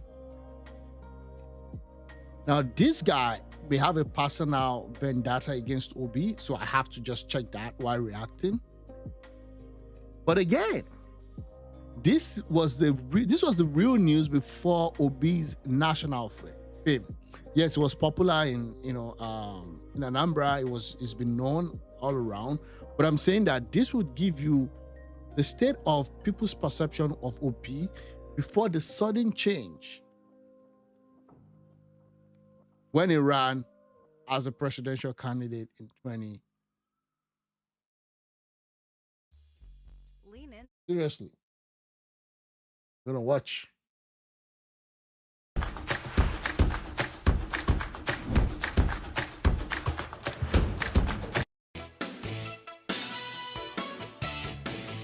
Welcome back. Now we've got Chief Dan Ulasi here with us. Wow. This guy 7 years ago, man. To give us his perspective on things. Thank you for coming on this morning. My pleasure. Well, let me ask. Last time out, we knew you as a member, a former chairman of PDP in Anambra State until last week. Are you still a member? I resigned about a week ago. From the PDP? From the PDP. And I have no intention of joining any other party. But I'll support whatever candidate or whoever I think will have a developmental effect on my state. So what party are you in? I'm not. That's what I just said. I'm in no, but I'm just supporting the governor of Anambra State because of his antecedents and what he's doing for our people. Supporting the current governor? Yes, I'm supporting the current governor. But you heard that the PDP just left here. He says, well, contrary to what a lot of people believe that is going on, is just in the media, and there's really nothing on ground, no continuity to show for it.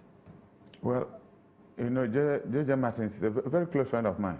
Very close. And when I say very close... You all seem to be friends in politics. Because most of them have followed me politically for a very long time. And I find it difficult to be personal because I've never... There's no reason why I should be personal. Yesterday I had a program on AIT. And it was surprising to me that by 12 midnight I received more than 500 calls. If I give you my phone, the number of texts that came in from very distinguished citizens of Anambra State thanking me for at least shaping their view of what they're going to do. And amongst those callers was Peter Obi. He called me about 5 times yesterday. And on the 5th one, I answered him. Wow. Said, I thought we're in good terms, we have settled. I said, I have no problem with you. But Peter, I want to take you back to 12 years ago. And he kept quiet on telephone. I said, 12 years ago, you won a mandate in Anambra State, and it was stolen from you. And then I was chairman of PDP. We had a disagreement in government with Ngige, who was then governor. And I said, no. I had a press conference to say that you won the election. When I did that, Peter B, had I met you all my life? He said, no, sir. Only yesterday. I said, people think in this country, before you do anything, there must be something going behind the wheels. I said, I never met you. late Jacob Nwokolo had to take you to come to my house. And I said, is it the P2B? I never met you. I don't want to say all that has happened. But 4 years ago, most importantly, you brought out a young man. I don't want to say how that young man, who is now governor of Anambra, came out. It wasn't Peter who brought him out. It was Victor who brought him out, not Peter. But the governor supported him. Oh, yeah. He had no alternative because he wanted an Obaze. I don't know what his business is with the Obazes. He wanted him at that time? At that time, yes. That was his prime choice. And later he gave the Anambra North people an opportunity to bring out a candidate. They brought out a candidate whom he didn't like because of his religious inclination. I don't want to go, because Peter has split Anambra State. Unfortunately, that person wasn't the kind of candidate we would like to. But 4 years ago, most importantly, people should have asked him. 4 years ago, this was a man, a chartered accountant, rose to the rank of executive director of a bank, and Peter took him all around Anambra State to be the best presentation anybody could have. And there was little doubt about his qualification, his ability. And Peter said if he was able to manage a bank at this level, that he's confident that whatever he left behind in Anambra State, he'll be able to take care of it.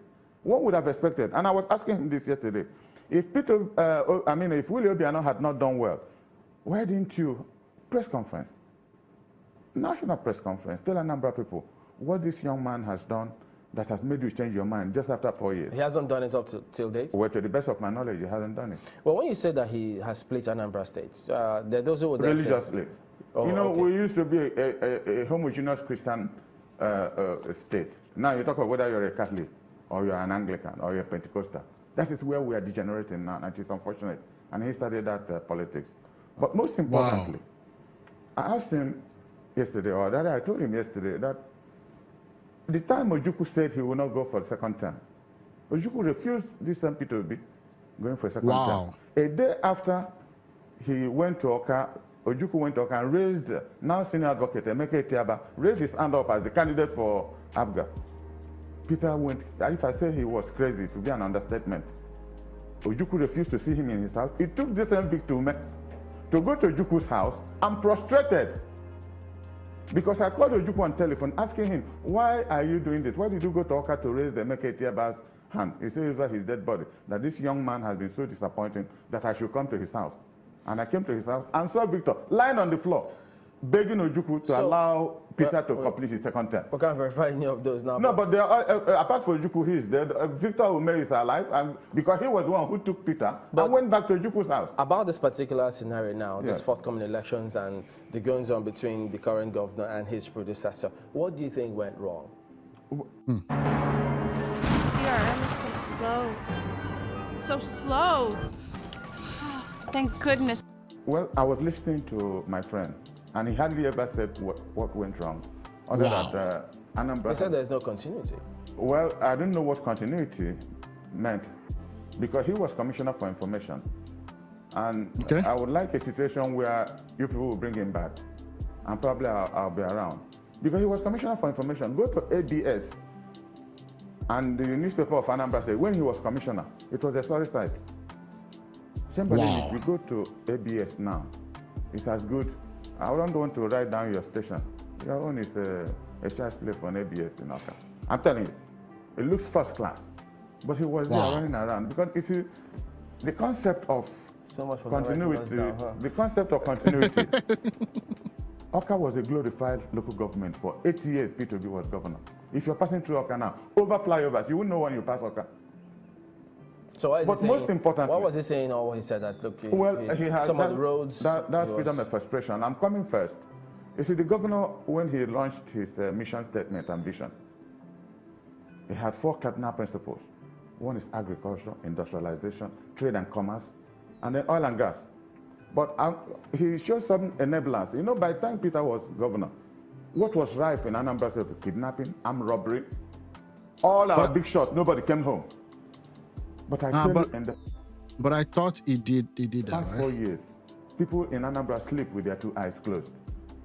Security has become, you're a journalist, you should know, because you write about this, everything that, until recently when some warlords came in from South Africa and got themselves messed up. What do you say to those who say that, well, a lot of this, what you've just said now, was made possible because the former governor from what he said, he left over 75 billion naira in the account. Well, so the governor you know, there has been a dispute about the because at the end of the day, it was 9 billion that P2B left. It's not true.